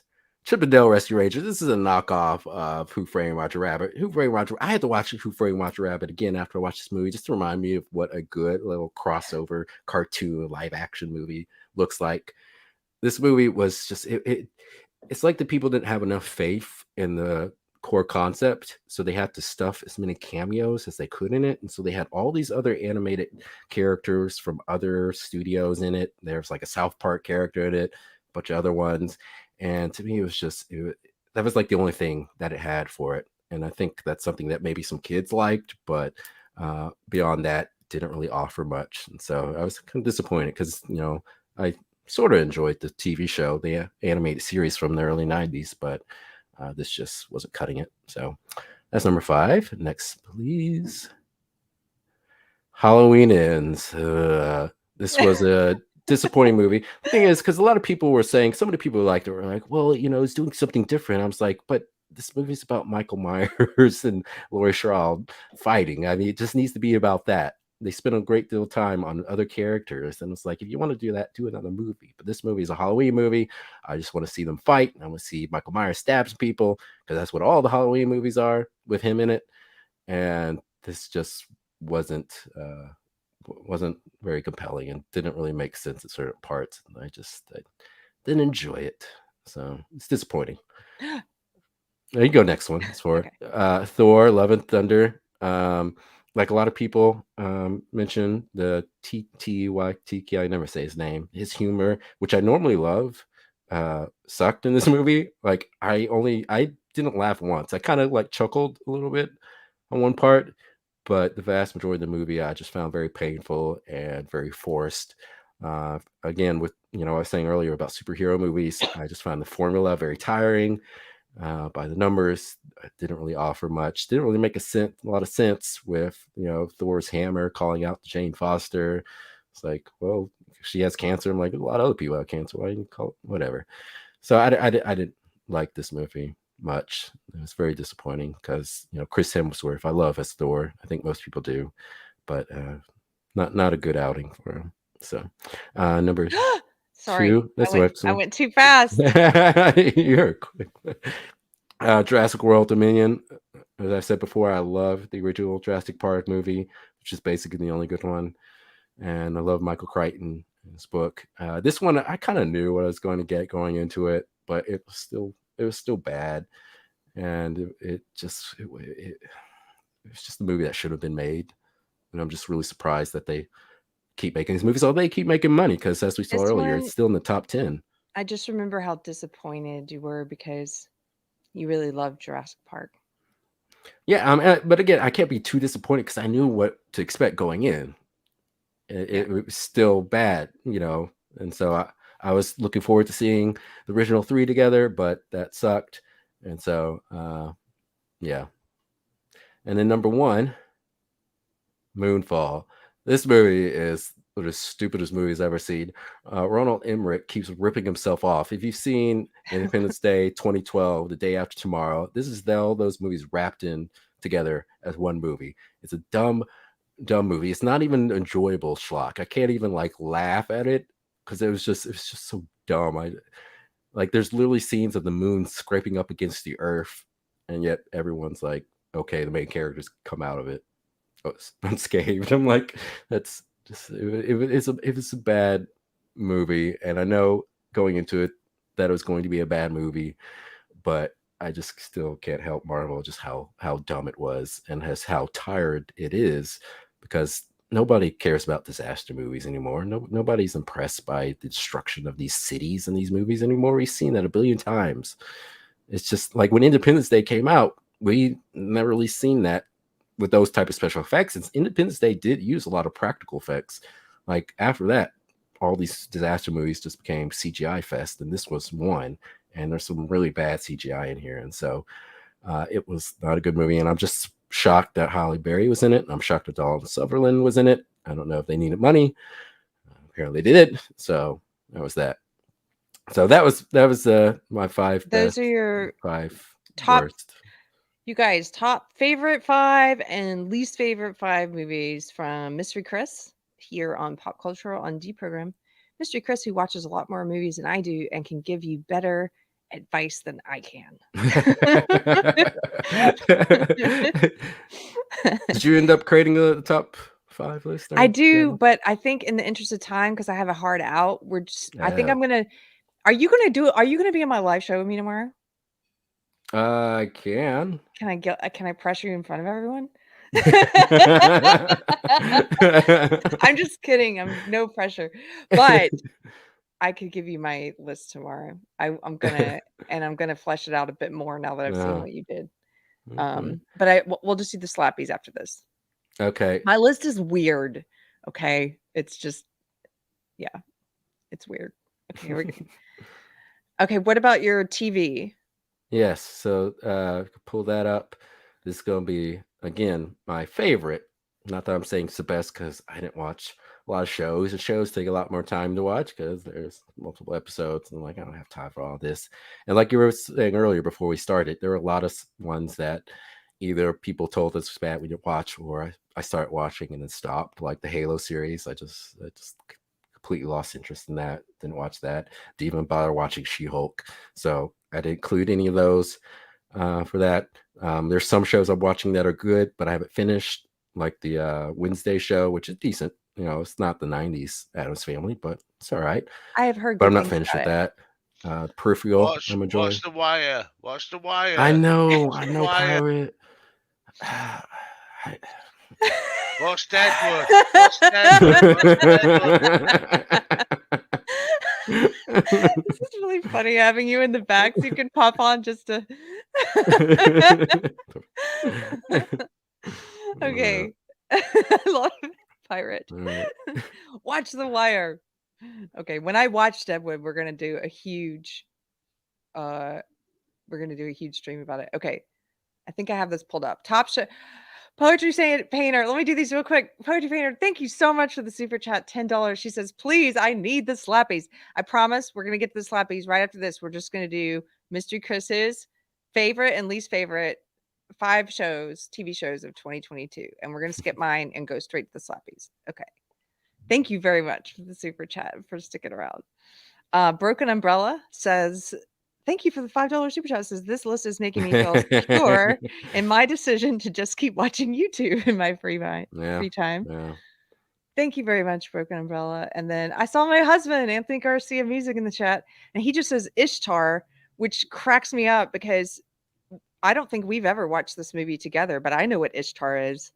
It's terrible and so good. It's like, it's one of those very good, awful movies. I don't know what he thinks about it. Maybe he thinks it's awful. Have you seen it?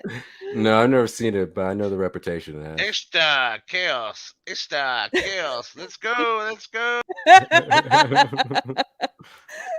I like this. I like having him in the back.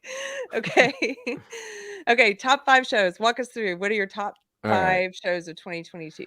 Number 5, Andor. So Star Wars. This is basically the only Star Wars show that I've liked, or Mandalorian was okay, but Andor, even though it's slow and even though Andor as a character is still not the most interesting, this show tonally I really like, and I think that they did something that Disney outside of Rogue One hasn't been able to do or have much commitment to do, which is make the Empire intimidating.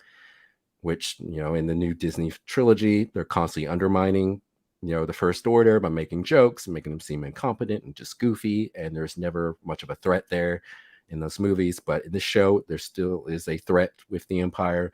And I love that. I love the aesthetic. I'm hoping that as it goes forward, they could start including more Star Wars elements in it, more aliens.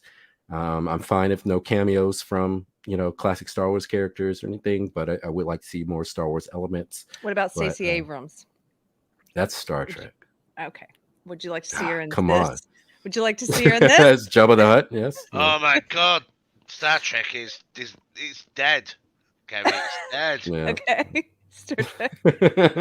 Alan Scott says, pirate is fun. Chicky Mare says, pirate is drunk. I think both might be true. I don't know. It's definitely fun. He's always fun. I'm all of everything and all of nothing. It's deep. It's deep. Oh, I love him. Okay. Okay, what's next on your list? Next, please. The Rehearsal. This is Nathan Fielder. I don't know if you ever watched the show Comedy I've never Central. even heard of this. This looks so, the artwork, I mean the marketing art's so strange.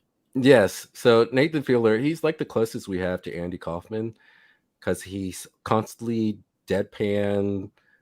He doesn't break character, so you never quite know what is the real him and what's the character. And concept of this show is he sets up these ridiculous scenarios and puts people in it. Like most of the show revolves around him and this woman who wants to have the experience of raising a kid before she actually commits to having a kid. So he puts her in her house and he has these kid actors, like he'll hire like a baby that she'll take care of for like a week, and then it'll switch it out with a kid who's like 3, and then switch out with a kid who's like 10, and it'll just keep going. And it's funny for a while, but it does get kind of sad in the very last episode. And a lot of people are thinking that the show overall gets kind of mean. And it's like kind of, because one of the kid actors starts to get attached to him and starts thinking that Nathan is his new father. And I was sad, but it starts off pretty funny. And I just love Nathan Fielder's humor, especially his old Comedy Central show, which is better than this show. But he's like, I don't know. Yeah, I'm not familiar with him, but I will check this out because you're yeah, recommending. Nathan for You. Watch Nathan for You. It's Oh, that okay, show's that's great. yes. Yeah, you know, Dumb Starbucks. I think we've talked about this before. Yes. Yeah. Okay, gotcha. So yeah, that's it. Okay, next one, number 3. Next slide. That one. For All Mankind. This is Ronald Moore. Ronald Moore was one of the main writers on Star Trek: Next Generation, Deep Space Nine, and Battlestar Galactica. And so for this, I will forever have a man crush on him. I think he's a great writer. And this show is about an alternate history where the Soviet Union lands on the moon before Americans, and this all causes certain moments in history to change. And so certain people who were president don't become president. Some people who, weren't president do become president. And this last season takes place on Mars. And the season wasn't great, but I still love the show. I love the concept of the show. And I'm hoping that they'll continue making some good, high quality season 4 and 5. I think it's supposed to go 5 seasons. So. Yeah, this was a great idea of a show. It was amazing show, and like you say, Ronald D. Moore was involved. Yeah. Fantastic. Awesome. Absolutely fantastic. Yeah. Loved it. See, we watched the show. We watched the show, both of us. There we go. Yeah, well, we'll come back to that sometime. Okay. But this was a great show. So yes, yeah, great. Anthony Garcia is in the chat saying he's got a quote from You Pirate, and I think this might become a great song lyric. I am all of everything and all of nothing, Pirate Tomsky. Okay. Next slide, please. Kids in the Hall. This is the new show on Amazon. They come back.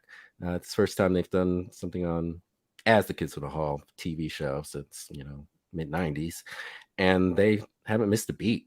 This show was just as funny, just as weird, just as dark as the original one. They managed not to dwell too much in topical stuff, which I think makes the show and the old show age better. Because as much as I love, say, like Live in Color or 90s Saturday Night Live and stuff, there's a lot of topical humor there. And even though I get it because I was alive then, a lot of people who weren't alive then, if you're watching those old shows, might not get a lot of the jokes. But with Kids in the Hall, they kept things, pretty, within their own show. They don't really reference a lot of things outside of the show. There was a couple of things where they actually even sort of made fun of woke stuff, just slightly, not like in your face, but little things you were caught. way ahead of their time. They were making fun of woke stuff in the original Kids of the Hall. Like before people even were. Remember the it was like the feminist art class where they were all drawing models. And if you guys haven't seen that sketch, like go on YouTube and look that up tonight. It was so funny. It's sort of like Monty Python in terms of having their finger on the pulse of what was coming and not being afraid to mock it.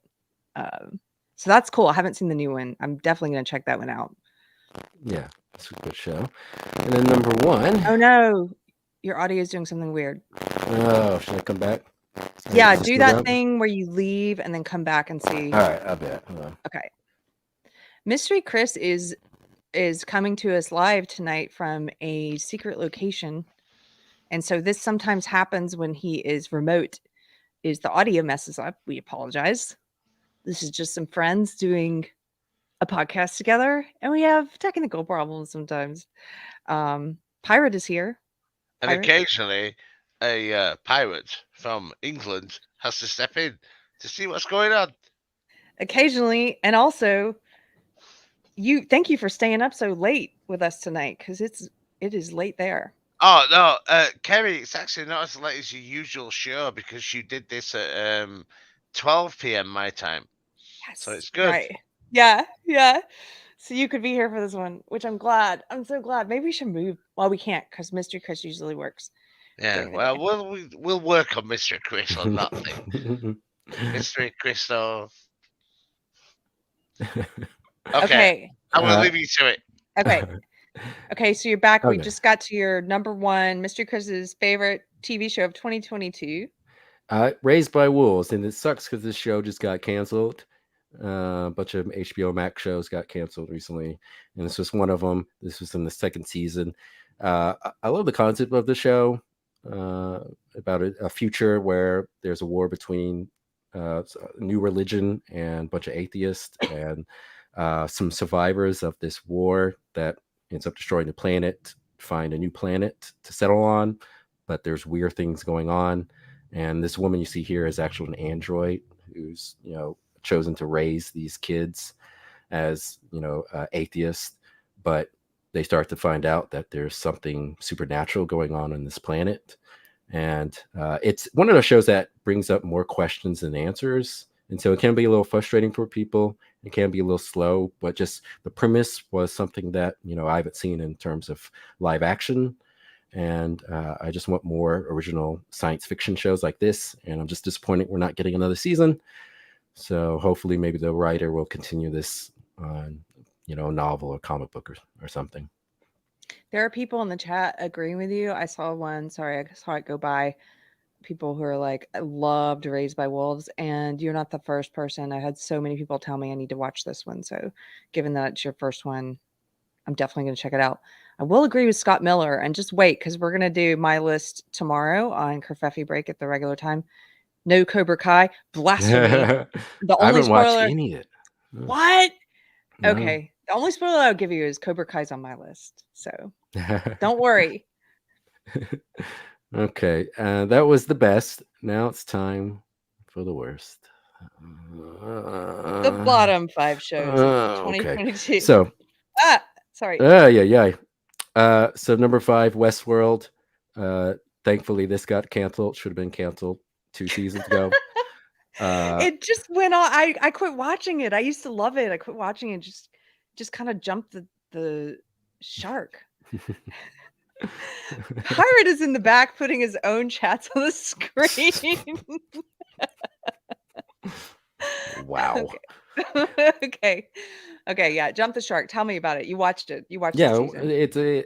it's as convoluted as ever. It's a show that they really run out of ideas, and they really should have canceled it, seasons ago. But something they just kept going, and thankfully it's been put out as misery. So it's disappointing. They had one good season. First season's very good, and the rest kind of sucked.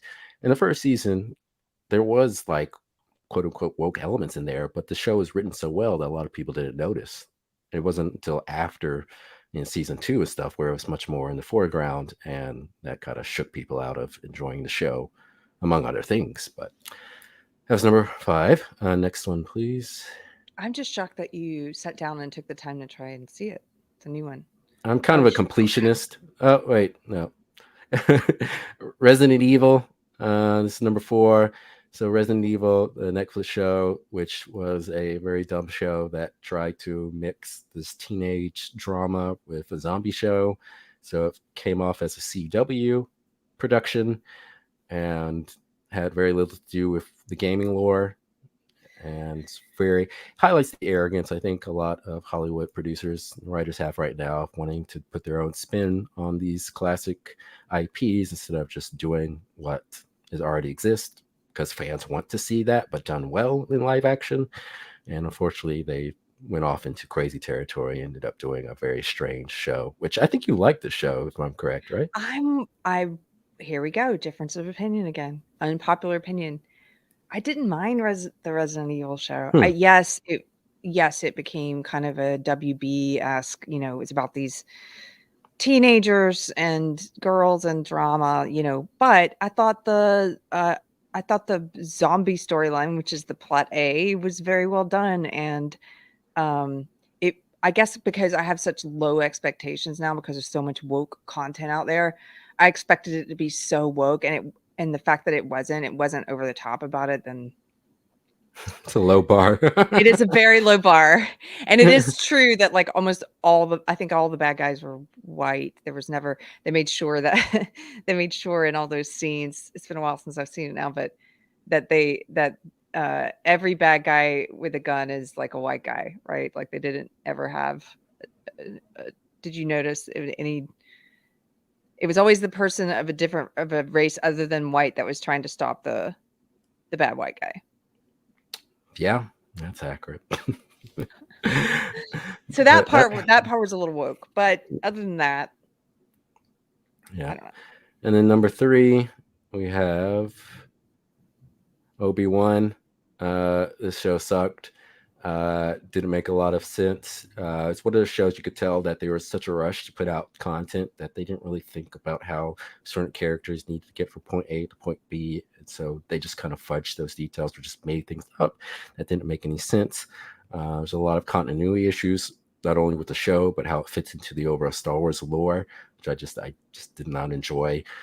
They try to do, fights between him and Darth Vader twice in the show, and trying to do the thing where people are more talk about that more than the rest of the show, but that those fights just weren't enough to overcome how bad the rest of the show was. And so this was a disappointment. Not that I had that high of expectations for it, but I was hoping to see more with it, more depth.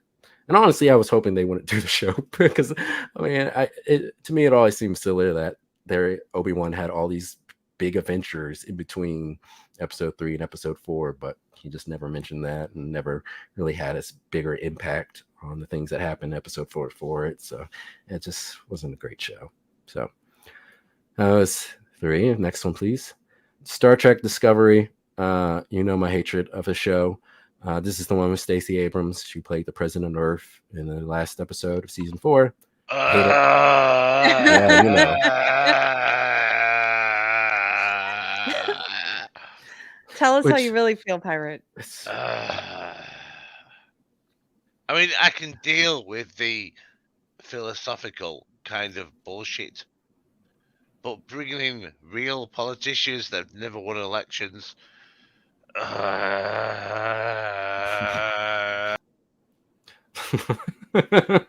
Yes, that's my feeling exactly. This was again, convoluted show. Every season has been extremely convoluted. This season was incredibly boring as well. And it's something that, again, continues to, I almost want to say, destroy the lore. And I understand a lot of Star Trek shows, there are issues of continuity.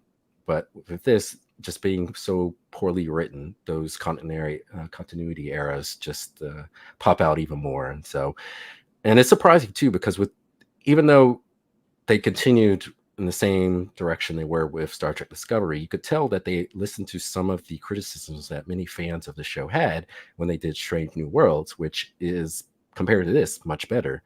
Strange New Worlds is a lot more brighter in its tone and the visuals. It has a much more optimistic feel compared to this, which is just pure darkness and nihilism.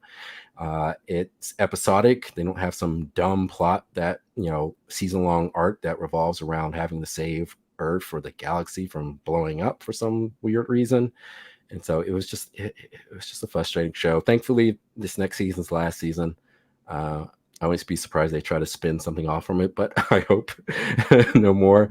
I hope it's just dead in the water. So, yeah, hopefully it'll be gone forever soon. And then lastly, Star Trek Picard. What? This isn't the actual art for it. Oh, okay. No. Oh, I was like, what did I miss?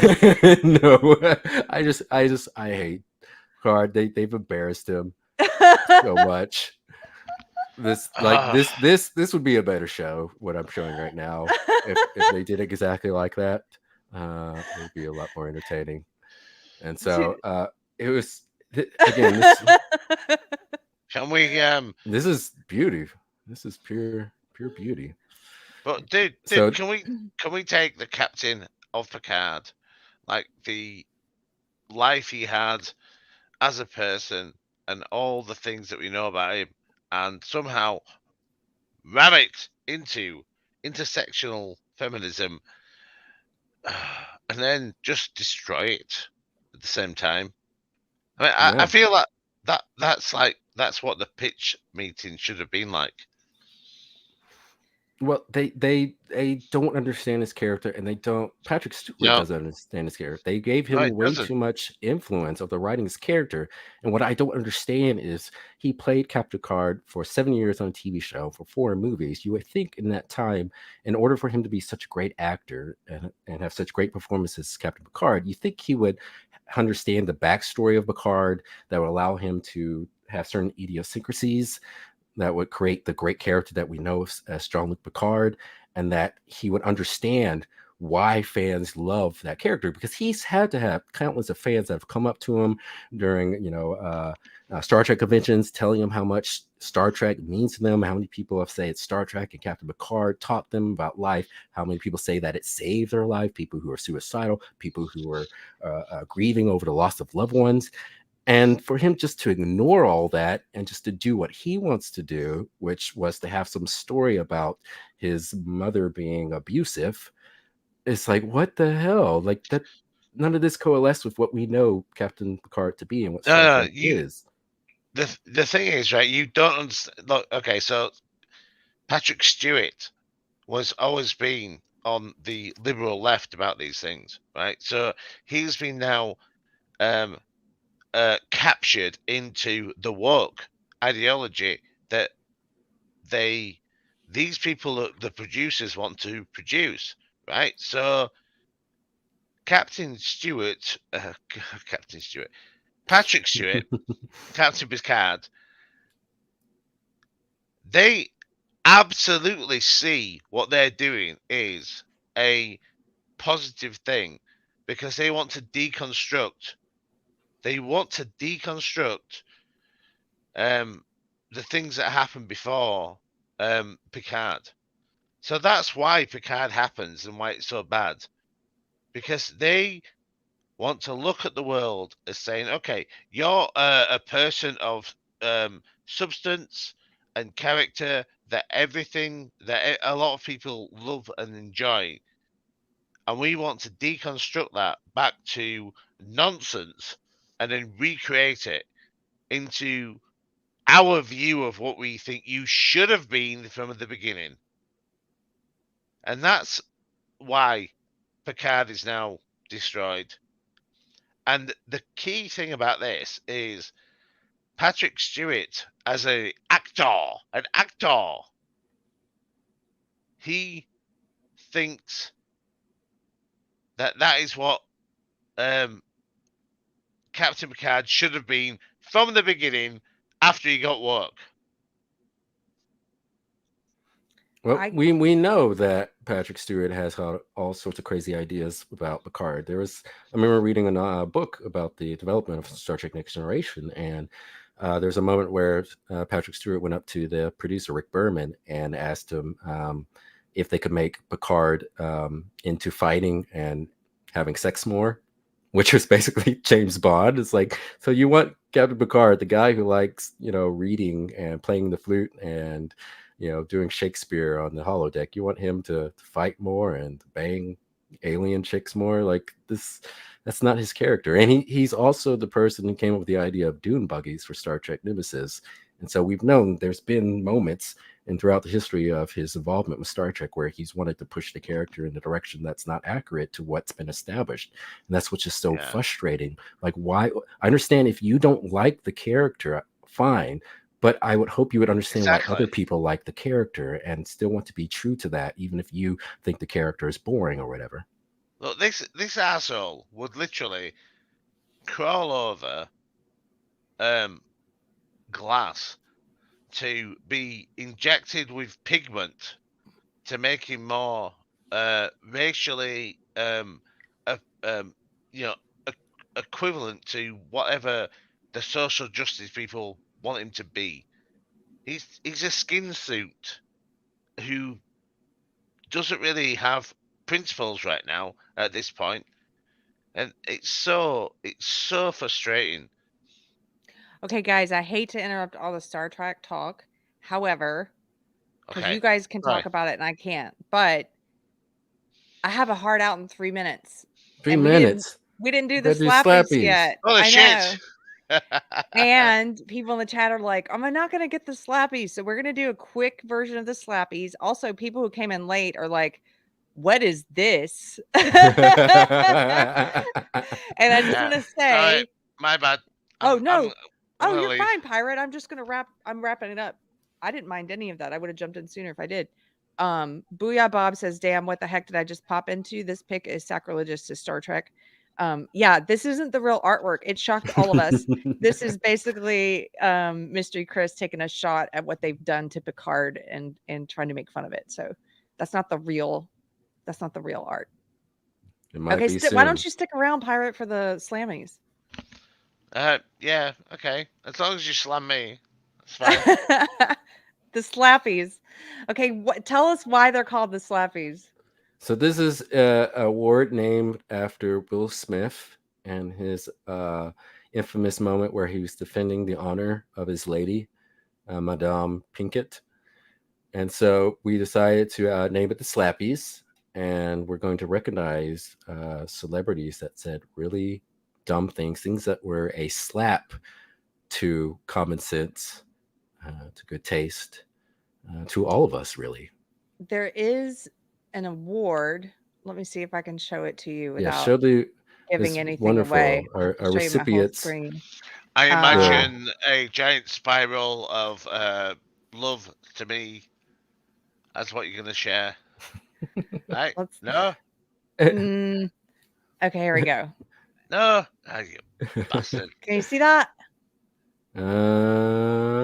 It's not very big, but it's the statue of Will Smith slapping Chris Rock. That's the statue that everyone's going to be getting. Okay. This is the inaugural slappy ceremonies, and we have a fancy intro. Here we go.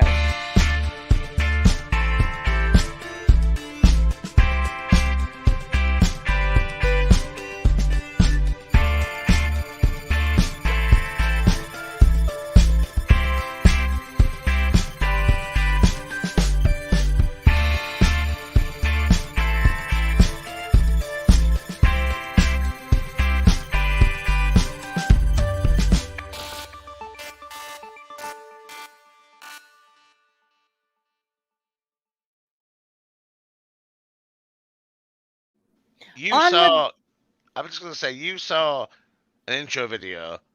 All I saw was hate crime. Why? Because it's such bad art? No. Just, there was no white people in there. Oh, I see. Well, okay, we're going to start with, I'm going to run through these. Number 9. We're going to start with, hold on. Where is it? Lizzo. Lizzo gets a slappy for issuing an apology. Now, I kind of like Lizzo. She's a guilty pleasure for me. You don't? No. I like some of her songs, I will admit. Where's somebody says, wait, why number 9? Where's 10? I don't have time. I dropped one. Number 10 is you all suck. Right? Number 10 is you all suck. There's way too many. We could have done 50 of these. Okay, Lizzo.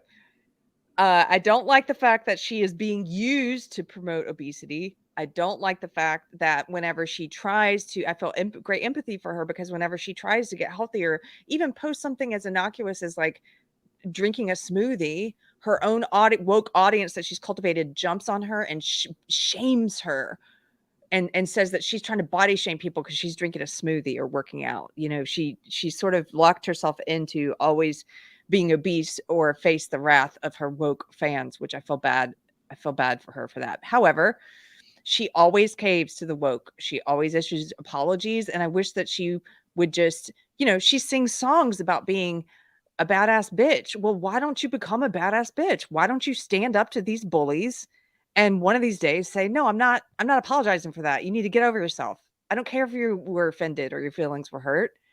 And this is one of those times where she was applauded by the woke for apologizing. So Lizzo issues apology after being called out for ableist lyrics. Never want to promote derogatory language. Here's part of her apology. By the way, she was called out for using the lyric spaz. For using the word spaz in a song, and they said that was ableist. So How? so she issued this apology in June as a fat black woman in America. Okay, that's Did she- standard woke. State your credentials as a fat black woman. Yeah. As a fat black woman in America, I have had many hurtful words used against me, so I understand the power words can have. And then she apologized, and she ended up replacing the word spaz. That's how woke she is. It's so stupid. You should have just told them, sorry, I'm not sorry, but not sorry. Or what, like, not apologizing to you. Yeah, what are they gonna do, Lizzo? I mean, she's got fat points. Yeah. You can't take that away from her. I disagree. As a fat black woman in America, I think you have every right to play that point. Be the fat woman. Be the fat person in America. Twerk away. Maybe you get it. Number 8. I'm sorry, I got to speed through these because I got to go. Pedro Pascal. Now, he said a number of terrible things. He did not stand up for Gina Carano. He was part of the pylon. He's a shameful, cowardly, spineless man. And this is just one of his. He's one of the celebrities who said he was deactivating his Twitter once Elon bought it, and all these celebrities who are whining and crying about leaving Twitter. So he's one of them.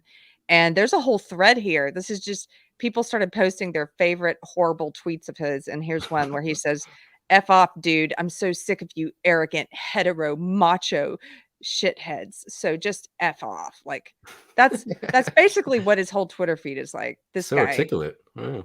Oh, and he's got he, him in his freaking name. Just so you know, he, him in his name. I'm sure that gets him laid. How dare you, racist bigot? Okay, here we go. That was number 8. Number 7. Whoopi Goldberg. Whoopi's on the list. She was another one of these celebrities, as I mentioned. There's a big exodus of them, or threat of an exodus from them when Elon bought Twitter. She says that as of tonight, that she was done with Twitter. Quote, "I'm going to get out. And if it settles down and I feel more comfortable, maybe I'll come back." I mean, why are you laughing? Well, it's not to laugh about it. My question is, what does she think about the Jews? Why? Why are you asking that? Well, I mean, she has questionable opinions about the Jews. Oh, she does? I didn't know yeah. that. You don't remember when she got in trouble for that? No. She got banned from ABC View, whatever this retarded show that she does. I have a short memory sometimes. Well, she said the Nazis didn't kill people based on race because they were all white and the Jews were not white, basically. Okay. So, yeah. Oh, I think I forgot. That's right. That's right. That was right around. Josh Slocum was tweeting a lot about that. You just opened a closed filing cabinet in my head. I forgot. Enjoy that, Keri. It was fun at the time. Yeah. Okay, number 6. This guy. One day I'll tell you the story. I met this guy. We were both. I was producing a show on FX at the same time that he was on a star on FX. Ron Perlman. I knew that. I was like, oh, that's Ron Perlman. And yeah, he's always saying dumb stuff, and it makes me sad because I really liked Hellboy, and I thought he was like, he looks like this macho based guy, but he's like the most woke on steroids kind of actor. So he said so many terrible things. I'm just going to read one from this year. Ron Perlman slammed for deleted tweet saying that Supreme Court gun decision was for whites only. He says the most ridiculous stuff. Yeah. So this is his tweet. He says, quote, The latest Supreme Court decision on firearms neglects to say the one thing that they actually meant to say, for whites only. What are you talking about? I know. I know. Like, what planet is he? Like, he's living in a different reality. He must be like shifting through universes and is responding to another universe. The only thing that makes sense. He's Fucking pretty. what? It's so sad. I really want him to. Somebody needs to red pill him. What a I want to. retard. I want to red pill him. Poor Ron Perlman. Oh God. no, but this was the guy who was like, he gave a very aggressive video about free speech, like free speech. How dare you? Oh no, it was about the don't say gay bill. Don't say gay. Yes. Don't say gay. How dare you? We have freedom of speech in this country. Don't say gay. Speaking of number 5, Just go read the bill, you asshole. Patton Oswalt, number 5. Don't say gay bill. Okay. He did so many tweets about the don't say gay bill. And he's constantly saying dumb stuff on Twitter, and he hasn't read what he's talking about. And here he's like, they gave up the game with this one. They're not hiding anymore. They want LGBTQ kids to be abused and hurt. Holy shit. Okay, so he was tweeting. There was another tweet of his about this where he called it the don't say gay bill and how, we had to oppose it. And so I asked him, this happened this year. I asked him about the bill, and I said, hey, Patton Oswalt, I've read the bill. Have you? Serious question. If you've read it, what specific language in it do you oppose? Can you point to it? Thank you for being educated about the things that you hold opinions on. And what did he do? He blocked me. So Patton Oswalt, number 5. Again, it's very sad because I've met him before when I worked in comedy. I think he used to be one of my favorite comedians. To be fair, I think he's very funny, but he's the woke has rotted his brain, just like Ron Perlman. I'm going to be honest with you, Kevin. Every What? time you've spoken to me, I've blocked you. Have you? Yeah, I block Why? you. I block you. I block you, baby. When I ask you a question. Okay. I've got to get through this list. I'm already late. Here we go. Number 4. And I'm just including this one. There were a ton of celebrities who flounced off of Twitter when Elon bought it, but I'm including this one because this is such a big celebrity. And he's like music royalty. And come on, dude, you're Elton John. You don't need to flounce off Twitter. All my life, I've tried to use music to bring people together, yet it saddens me to see how misinformation is now being used to divide our world. I've decided to no longer use Twitter, given their recent change in policy, which will allow misinformation to flourish unchecked. And look, the Rocket Man, he's got a little rocket in his bio. He's flying away. Flying farewell. I've got a question. What? How many times within his songs has he invoked misinformation? Just a question. Elon had a question which didn't get answered, I don't think. He replies to Elton and says, I love your music. I hope you come back. Is there any misinformation in particular you're concerned about? Yes, Nice, I'm in there. nice. I got it. Nailed it. No response. Okay. He's to the moon. 3. I've got 3 left. What number are we on? We're at 3. Number 3. 7, I guess. Okay. Jack White. Here we go. Jack White did a long Instagram post and got lots of positive media attention for this. Pisses me off because I like this guy. I know. Again, he goes, so you gave Trump his Twitter platform back. Absolutely disgusting, Elon. That's officially an asshole move. Why don't you be truthful? Tell it like it is. People like you and Joe Rogan, who gives platforms to liars like Alex Jones, etc. You come into a ton of money. You see the tax bill. You despise paying your fair share. And how dare you have conversations about this with people? I'm not going to read the rest of this crap. I can see some of my friends liked it. Some of my woke friends. Oh. It's just so dumb. These celebrities are so dumb. Again, you can say, I don't mind celebrities having opinions. It's just, it's like I said to Patton, you're not educated about the things you're talking about, and at the same time they behave with this gravitas as if we're supposed to pay them more mind or more respect because they're celebrities, and as if their opinion matters more than my plumber's opinion. My plumber is someone I know and respect in the real world. I trust him a lot more than I do Jack White, and I know that he's researched things. Yeah. Like if he's talking to me, do you know what I mean? That's why it was Yeah. so refreshing a few years ago. So when I asked Anthony Hopkins to opine about some political matter, Anthony Hopkins declines and goes, "You know what? I'm an actor and we're not very smart. And so I wouldn't really have an educated love opinion that. about this. So I'm just going to not answer that." And I was like, well, that makes sense. He's smart enough to say that. That's There you Smart to go. say that. Here we go. John Cusack. This was recent. Oh, this guy. John Cusack recently went off on Drunk 3PO because Drunk 3PO replied to him and pointed out John Cusack is one of the craziest celebrities on Twitter. Well, woke, hang on. Start with the drunk 3PO thing, though, right? well, yeah, but I'm just saying John Cusack is like the woke has totally rotted his brain, and everything he says is kind of crazy. And Well, so Drunk 3PO replied to him and said, "Bro, you use the word fascism in almost every tweet. I'm not sure you know the correct meaning." And then John Cusack says, "Bro, I actually do!" Because I've read like books and things. Totally, bro. I know like totally what it means. And guys like you only discover what it means after it's too late.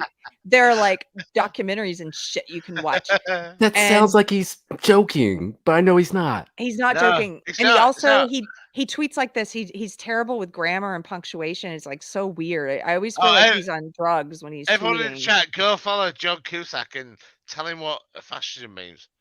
He doesn't know what fascism means. No, but go Yeah. tweet the guy.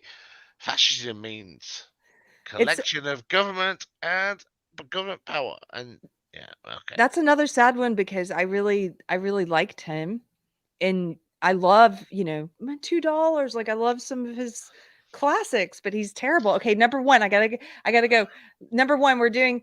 Okay, we're doing it. We're doing Okay, it. we're doing it. Number Number one one. was also recent, and it is Jennifer Lawrence saying that she is the first I action. want to circle back to you being the lead of Women King, and we're at, I think it's 94% on Rotten Tomatoes, 66 million domestic. It couldn't have been more wrong. Jennifer Lawrence is addressing. Oh no. I didn't want to hear some guy's commentary. I thought I had the No, clip one of pulled those up. videos, yeah. No, this is what's wrong with you two. Kevin, I love you, but you fucked it up. I did. Okay, I got to summarize because I have to go.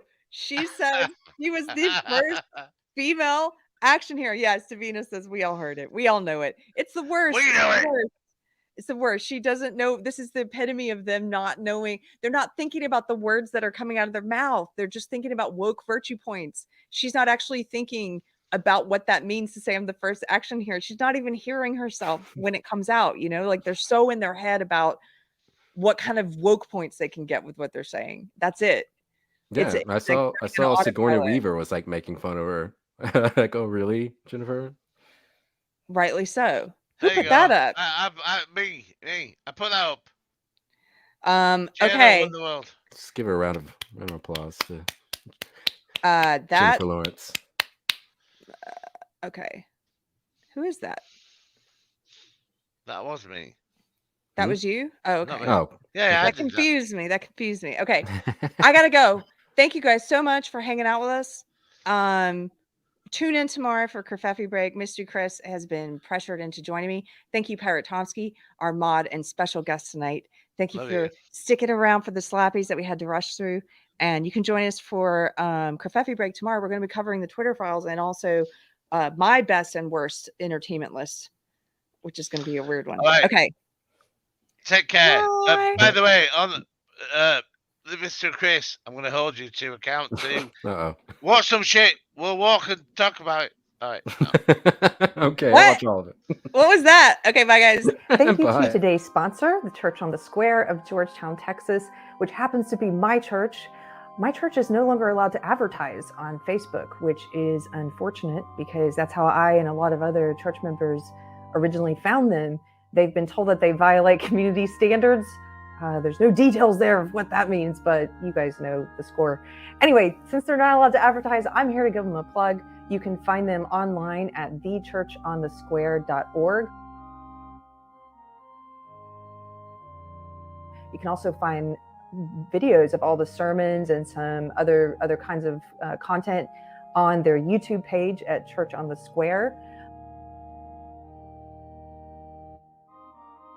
You can also join us. If you happen to be in the Georgetown, Texas area, we meet every Sunday at Ken's Guitars, that's Kenz, Ken's Guitars, right on the Georgetown Square. We meet outside, right on the square. Sometimes, if the weather's nice, you might find us there. You might find us outside in front of Ken's.